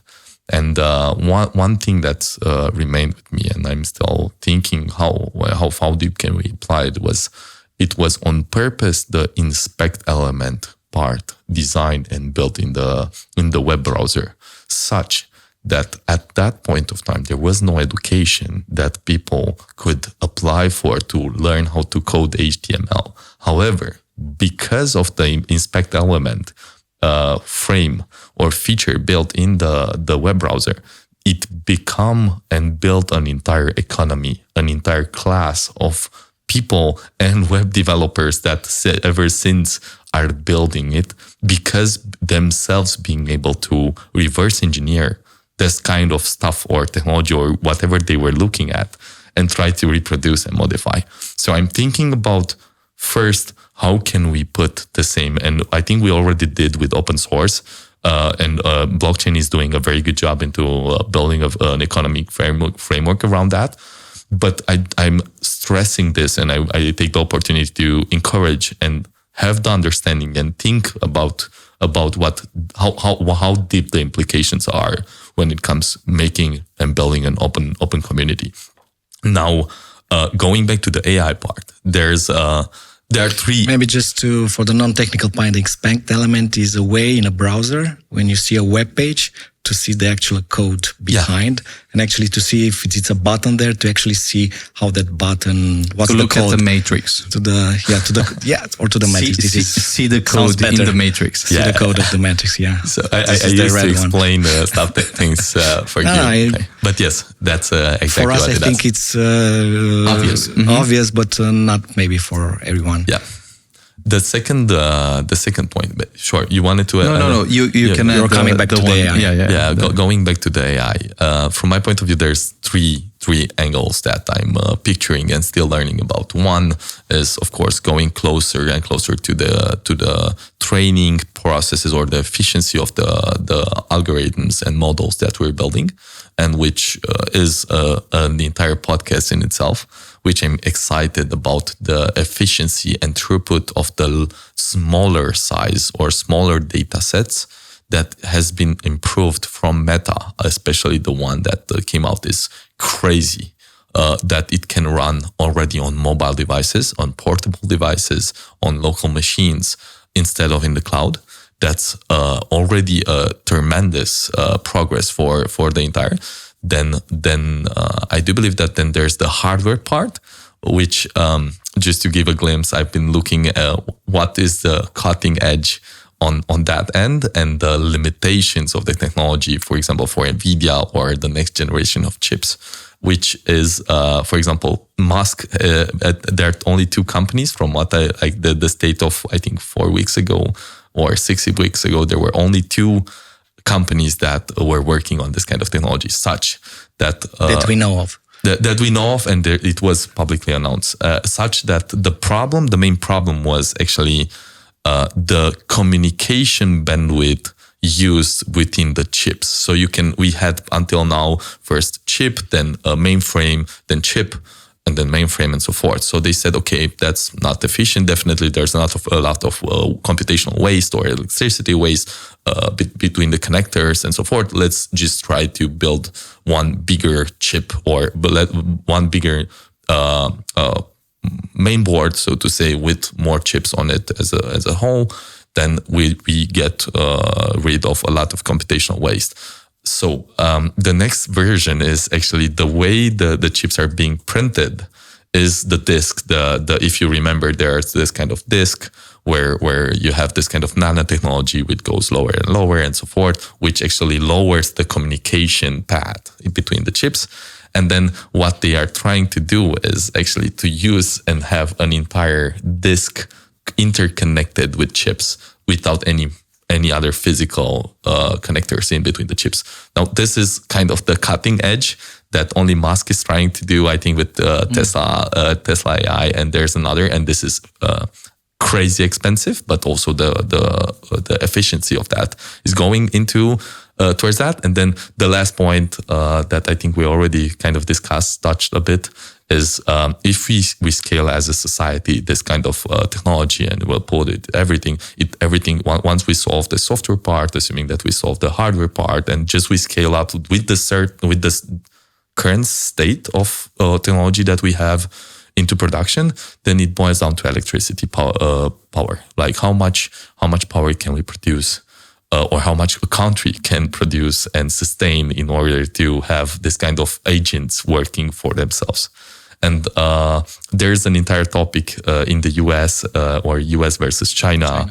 Where I think only by the current state, China is already years ahead, or I think with double or more than double the current state of or throughput or output produced per day. And then also looking forward, they already have a bill or a plan where they outperform US by 3 times. So crazy, and there's a challenge on this kind of stuff. I'm very curious. I have not heard anything from Europe. However, a very interesting point is that the most hardware or robots that are being produced and machines that are printing chips are actually coming out from Europe. I don't know that people know. There's a company in Netherlands or in Holland actually that is shipping out and delivering those machines to Taiwan, to China. And funny enough, the European Commission already put in place a bill where they try to, from the European Commission, reserve a certain amount of machines and say, hey, since they are being produced in Europe, we kind of need. I hope we won't end up to a third World War, because in the World War you can kind of say as a state, everything you produce as a company is mine. I hope I don't give ideas to European government with this. We are not there yet. Not there yet. But then also hope that. So this is kind of my view. I think there's gonna be an entire podcast, or we can follow up on it. 100%. So maybe just one point adding on this. I do think that a good comparison in scale between AI as a technology and maybe other technologies is the metaphor of understanding different technologies as being platforms and the value that a platform can generate, like the computer as a platform, the mobile phone as a platform, the tablets as platforms and so forth, and blockchains as a platform that will sort of change drastically the way people create value, capture value, and monetize it. And then AI as being this type of new digital industrial revolution rather than a new platform. Because the changes are so drastic that even the smartest people barely scratch the surface with some of the things. And if you look at history, you can plot the entire economic scope of what people have created in value as almost a flat line until the 1800s, when the Industrial Revolution literally made things explode. Everything changed and then just accelerated. So I'm convinced that things will accelerate. They will become much more exciting. They will become much more open in opportunities overall for most of the people in the world. And I also think that this has some challenges where just as blockchains, I think blockchains will become a national security matter very, very soon because of defense reasons and offense. And it's a good thing? Reasons. I think it's a very necessary thing. Can be a good thing? Yes, I do think. Of course, rockets are a national defense weaponry considered in the US, and you cannot build all kind of rockets? Yes. You cannot build rockets unless the FBI and CIA have sort of given you some blessing. But I think in the same way that blockchains will be a national defense technology, AI will certainly be a national defense technology. So I would encourage any type of government to actually do their homework, take a look. I'm not even discussing about startups and so forth, because startups will have to play every single day with these technologies to learn how they change the world. Very curious. Are you guys invested in any AI startups? Besides us. Besides us, of course. Yes, but we cannot disclose them at this point. Yeah, me too, of course. Good. Maybe switching to the last portion of the conversation, last part of the conversation, we'll add some more lighter, crazy subjects that about some actionable and useful things that we would maybe advise ourselves. Suppose we would start from scratch today. What would be maybe one good idea or good lesson that you would tell yourself, given everything you know, just to ensure maximum, let's say, growth from this point forward? Don't listen to others. Trust yourself. I mean, for me, and this is something that I did, but I was not convinced that it's a good advice. I mean, listen to the others. Don't do what they say. Let's give some more context here, and trust yourself. Have faith in you. Believe you. You have to be the biggest believer in you, because others will never or rarely they put faith in you, or at least at the beginning, because we are talking about beginnings and starting from the scratch.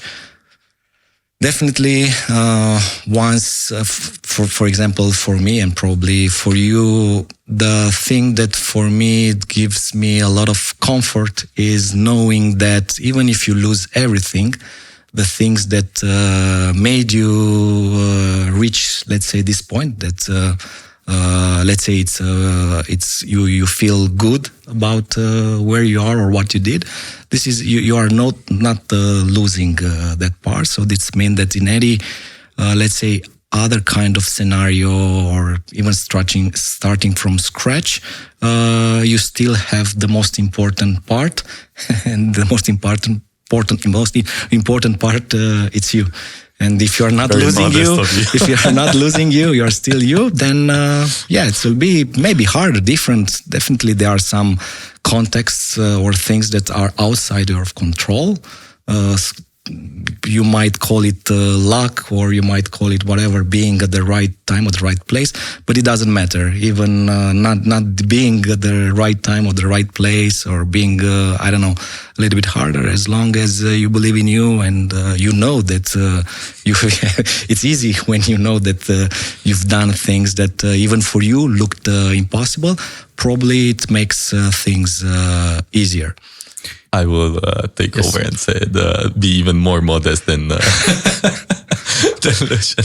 So maybe I've been thinking actually for a couple of days too, or for myself, what would be, if there's one thing that I want to improve, even not right now, it will boil down to do faster what you said that you're gonna do. Don't sleep on it. Just start doing it. Because most of the time the instincts, and as you mentioned, we had very good, and most of the times we were on a very good path, but overthinking it, waiting maybe too long on it, you basically lose the momentum, lose the excitement, lose the energy on some stuff that are actually irrelevant. When I think I had a very good article from you, Benny, on becoming a magician. When you're a kid, you dream about stuff that you don't know how to achieve. And you start navigating your life by trying to map different models that will get you towards that path. When you're an adult, you stop dreaming about stuff that you don't know, or based on your models that you develop until that point. You stop dreaming, stopped looking at stuff because they are out of the scope of everything you can picture. Well, that's also maybe a second point that I'm very curious and always translated for me a lot more effort, a lot more openness to stuff that I don't know. And I don't know what I don't know. I'm always saying that, and always trying to keep open to new ideas, new models. I think I was discussing this with a bunch of people at the start of the year, because I thought there was an extraordinary quote from Napoleon that said something like this: "The torment of precaution often exceeds the dangers to be avoided. It is sometimes better to surrender yourself to destiny." Which is of course, it can be funny, but I think it's absolutely mind-blowing, because it just points out how the torment, there's not precaution, it's a torment of precaution. Like, people go in this infinite loop. And then it becomes a sweet surrender. Hopefully. No, but if I were to think about one thing, it's me. Between trusting yourself and trusting yourself faster and surrender, I would just surrender to the destiny. I would just surrender myself to destiny and get it over with. That's one thing. I have another two points that are similarly funny. What if there was one path that you did not explore, but could have been a crazy path? If you say were not a kind of entrepreneur or technology guy building things, what alternative path would have been one that is similarly crazy and so forth? If there were one path that you would have explored or have thought about exploring, but was alternative to orthogonal maybe to everything you're doing right now with technology, with entrepreneurship and so forth, what crazy different path would have been one that would have been interesting to explore in a different life? Not in a different life. It's not that it's multiverse. Improbable. In quantum physics, we do live in parallel, right? I 100%, assume 100%. So, football player. Yeah. Really? I think I could have done that. I mean, I was doing sports when I was like from let's say 10 years old to 14. But I was doing running, stuff like that. But I knew I could not, this could not become the thing I could be, because there were some technical limitations. I mean, the hardware. No, the hardware was good. But the thing I was good, the sprints, long jump, there was I mean, very few people know that Lucian got gold medals. Yeah, for national, for running and so forth. 50 meters, 100 meters in a long jump. Mm-hmm. But at that point, I knew this. I could not become. This could not be the thing, because all good. There was not anyone under 180, and I am 172. So it was, and there was no looking to my father. It was. They told me to give me some shots or whatever, maybe, but it was impossible. It was not. But football. You see very good football players. For example, Messi is 162. Maradona is that. They are also, I think, left players, and I'm a left. And the cool part, what I like in this conversation, what strikes me is the modesty. Is that obvious? With which we approach the subjects, and I pride myself to. Football could have been a thing. So I have all the physical things checked. Did you at any point in time try it, or how? Not for real. So you only thought about it as... Yes, thought about it, but that time was not although it was a good at that time, football was very big in Romania, but never gave a real thought about it. So it was like a crazy. You said a crazy, but now looking back, yeah. But I think I made the right choice, actually. Curious about you, Beniamin. I mean, at some point, I'll add some thoughts on your options. At some point, I thought I would definitely study science like really deeply. Probably consider studying under some. That's what I do for a living. Nobel laureate. And like really discovering something and adding a deep contribution to the world in that way.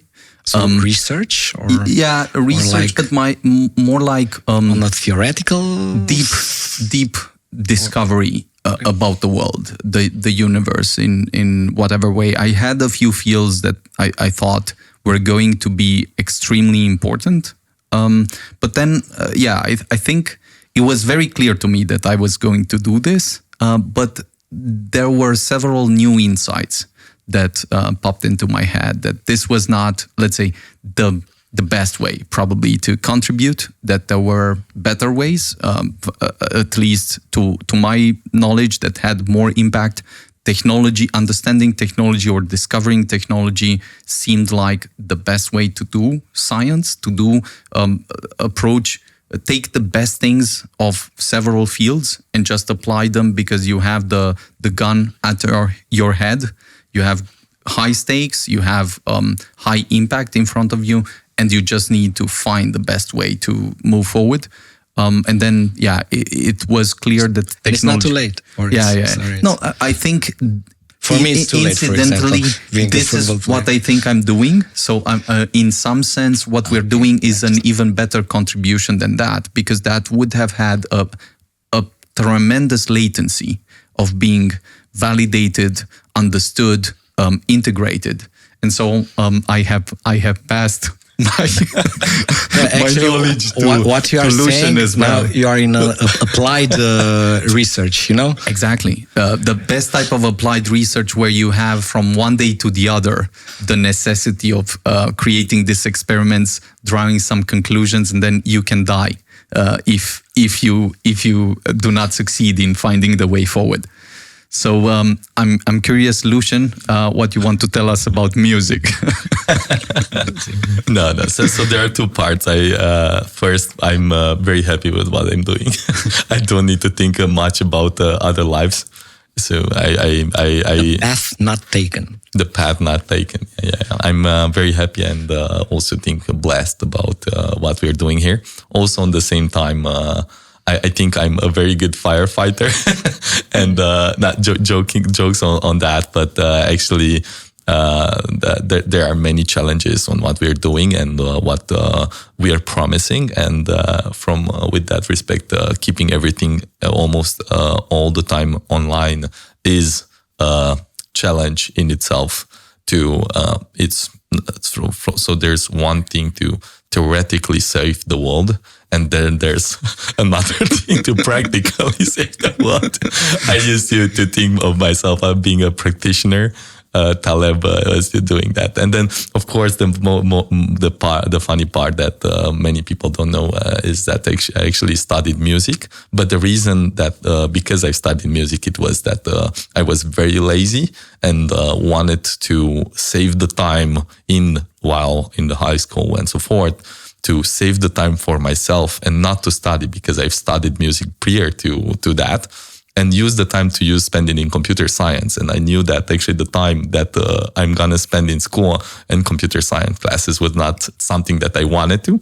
So why not being a practitioner even at that point of time? So I ended up studying music. They kind of hated me because they thought that I had all the skills to become a good musician as well. But what kind of musician?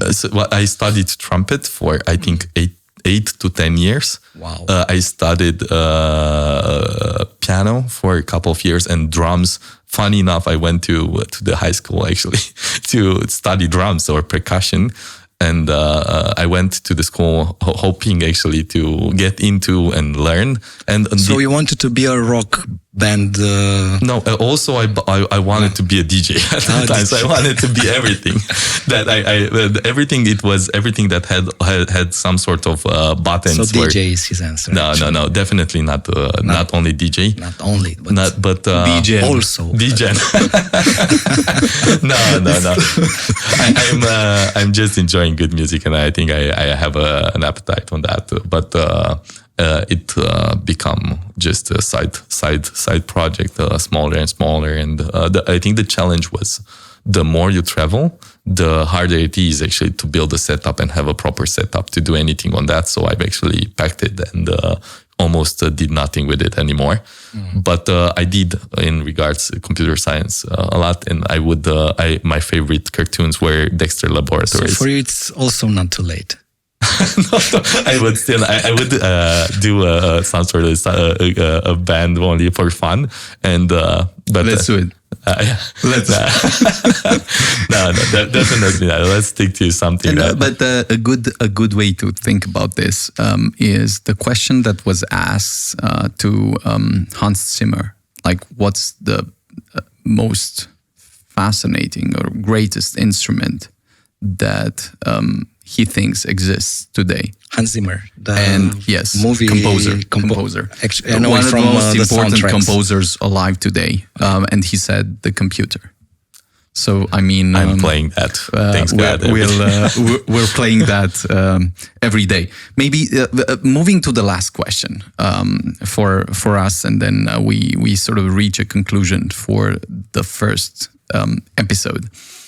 If there were one book that you take with you on Mars, or on a deserted island, what would be that one book? I know the answer, but I'm trying to see if there is a better one. Yeah. I think The Alchemist. Interesting. I'll get a different one, because if we're on the same island, we can share the books, right? If it's deserted, maybe not. But on Mars, I hope it's not. Beniamin, maybe. Why The Alchemist? First of all, because it's a book you can reread it pretty easily, and I did that a few times, and probably even in different moments of your life, you can discover new things, or you can interpret some things there in a different way because you changed, or you're, I don't know, different. So it looks like a book that if it's the only book, at least you want a book that you can reread, and also because I like it. This should be the main reason, but yeah. Lucian? I don't think I found yet the final version. I'm still looking, still reading. Of course, that the one that. So you'd go without one? No. I rather still search for it. Depends. Like, what do we have? Can I get more context on the problem? Is it like you're just on a deserted island or on Mars? Are we working on that island, or is it just for fun? 100% working. If I'm around, we have something to do, and so the book will matter a lot. Yeah. So no, I cannot conclude. And Kindle is not an option. Yeah, I cannot conclude to one single option. I think I would probably take a very different book, probably depending on the stage of life I would be in. But at this stage, I would probably take Understand by Ted Chiang, just to share it with someone. But assuming there's nobody on the island. So with aliens. If I may find someone on the island, in the eventuality. Maybe you found yourself. Yeah. I have a gift for me. Thank you. That's one. Understand. Okay. That's one book that I generally share with people as the first book to start the conversation. with. So you're still thinking about others and not about you. A lot. And I think that just on the note that you said, perhaps the best books are a different type of mirror that at every point in your life show you very different things. So the same thing that you've seen in your 20s, you see distinctly different in your 30s, and then very different in your 40s and so forth. And this is why the best books you keep rereading, because it's not the book that you discover, but sort of a different shadow or a different glimpse of what you thought you were or what you thought about the world. And I definitely think that the best book, to the extent that they're great, they press on that point and almost make you see the world in a completely new light. I like this metaphor. I need to say also a name of a book. It seems like I don't read. No, but I do read. But it doesn't seem like I can just for simple maybe just still share something very interesting for the ones that have no idea what crypto is about and have never read into anything like getting close to the substance or the way we're looking at the technology or learned about it. Is maybe 21lessons.com. It's about 21 lessons falling down the Bitcoin rabbit hole. That's a very simple one, especially for getting started before going into more philosophy. And it's again a practical book that you can at the end also buy the essence of it. Not if you are on Mars. I mean, we're gonna have Bitcoin on Mars just to and not only Bitcoin. That's an entire story. And if we zoom out a bit, I think we've covered a remarkable ground on many subjects that some of them we've never covered.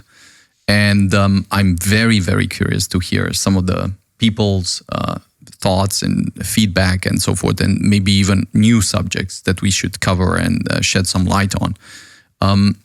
The one thing that we've not discussed too much about, because we discussed every single day and will continue to discuss every single day, is the technology that we've built at MultiversX, that I believe is extremely crucial for enabling a widespread adoption of blockchain technology, of crypto technology, and is complementary to Bitcoin, complementary to Ethereum, especially everything that has been built around sovereign chains.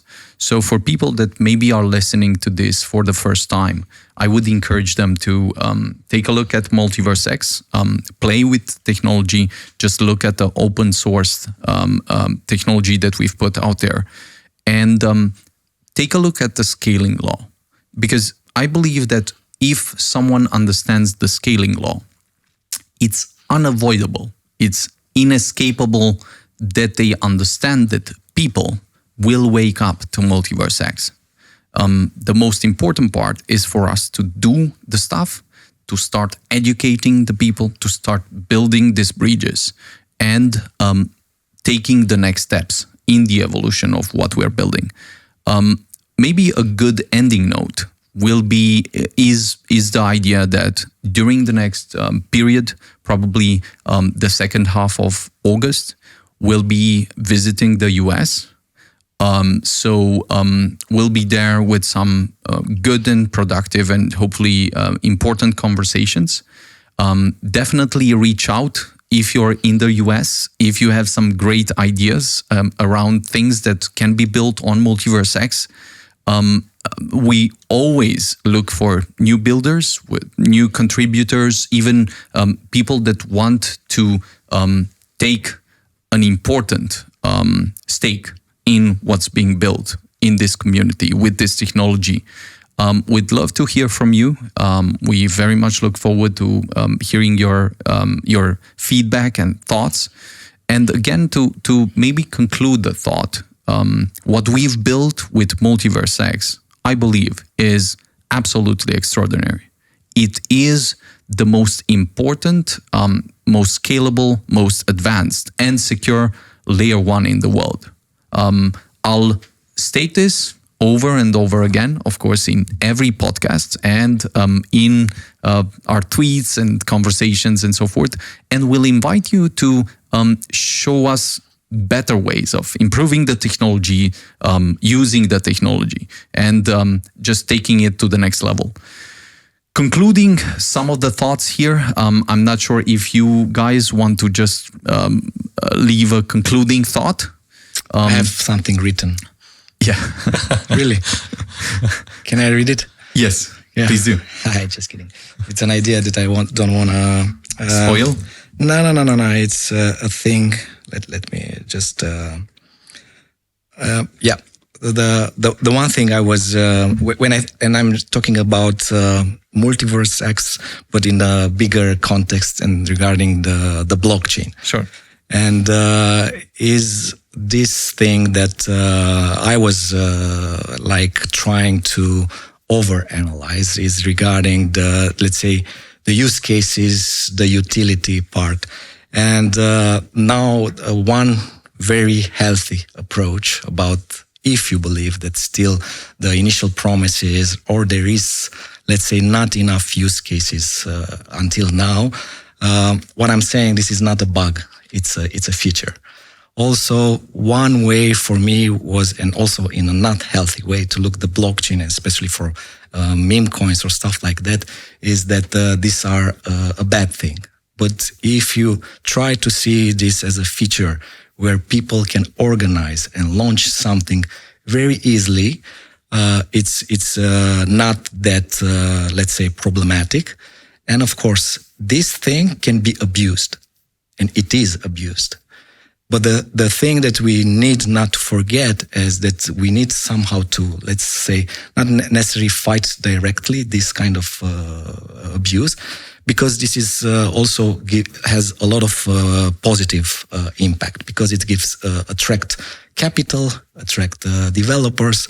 And if you see this as a feature and not a bug, and then you come back to, let's say, focus on the, let's say, those promises or things that could really change things or give, let's say, bring improvements, you can see everything that is happening now in a very, very different way without feeling, I don't know, lost or like disappointed, or this is only about, I don't know, stuff that are not, let's say, important for you.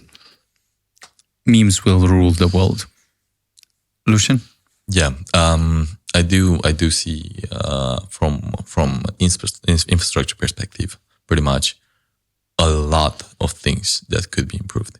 So before, I'm kind of living in two worlds. One is, of course, wanting to see a lot more adoption, a lot more usage, and so forth to this kind of technology. But on the same time, I see that there is a lot to improve, a lot of potential. And today is the day to start doing that at full speed. And it's like the story with the tree. The best time to plant a tree was actually 20 years ago. The second best time is today. Now. Today. Exactly like that. Exactly like that. So if I would be and look backwards with respect to any kind of challenge when to choose this kind of technology, it ideally would have been to start working 20 years ago with this. But there's an opportunity window that I do strongly believe that it stands up front us or in front of us, even bigger than whatever we imagine. And the reason we are talking today is that it's already bigger than what we imagined a couple of years ago when we started. So I do believe that we need more than just one army to build this kind of stuff. And it's an open invitation for everybody to come join us and start changing the world. Guys, this is the first episode of the Full Shard podcast. It's been awesome to have you guys with us. There will be probably many iterations, experiments. If we find a sponsor, by the way. Indeed. If we find a sponsor, we'll probably continue doing this podcast. So please reach out and make an offer we cannot refuse. But no, on a more serious note, you'll see that this conversation is very different, that we'll explore many new subjects, experiment with things, share some thoughts in a completely new way, unscripted way, also have some fun and share the challenges that we went through as we built this thing. This is being shared as we move forward, as things continue to unfold. And it's at every point in time, not a financial advice, not a legal advice, not advice of any sort. But at the same time, it's the kind of thing that we wished we've heard in some sense from other people that were building things. And this is why we're doing it. And we'd love to hear from you and looking forward to seeing you at the next episode.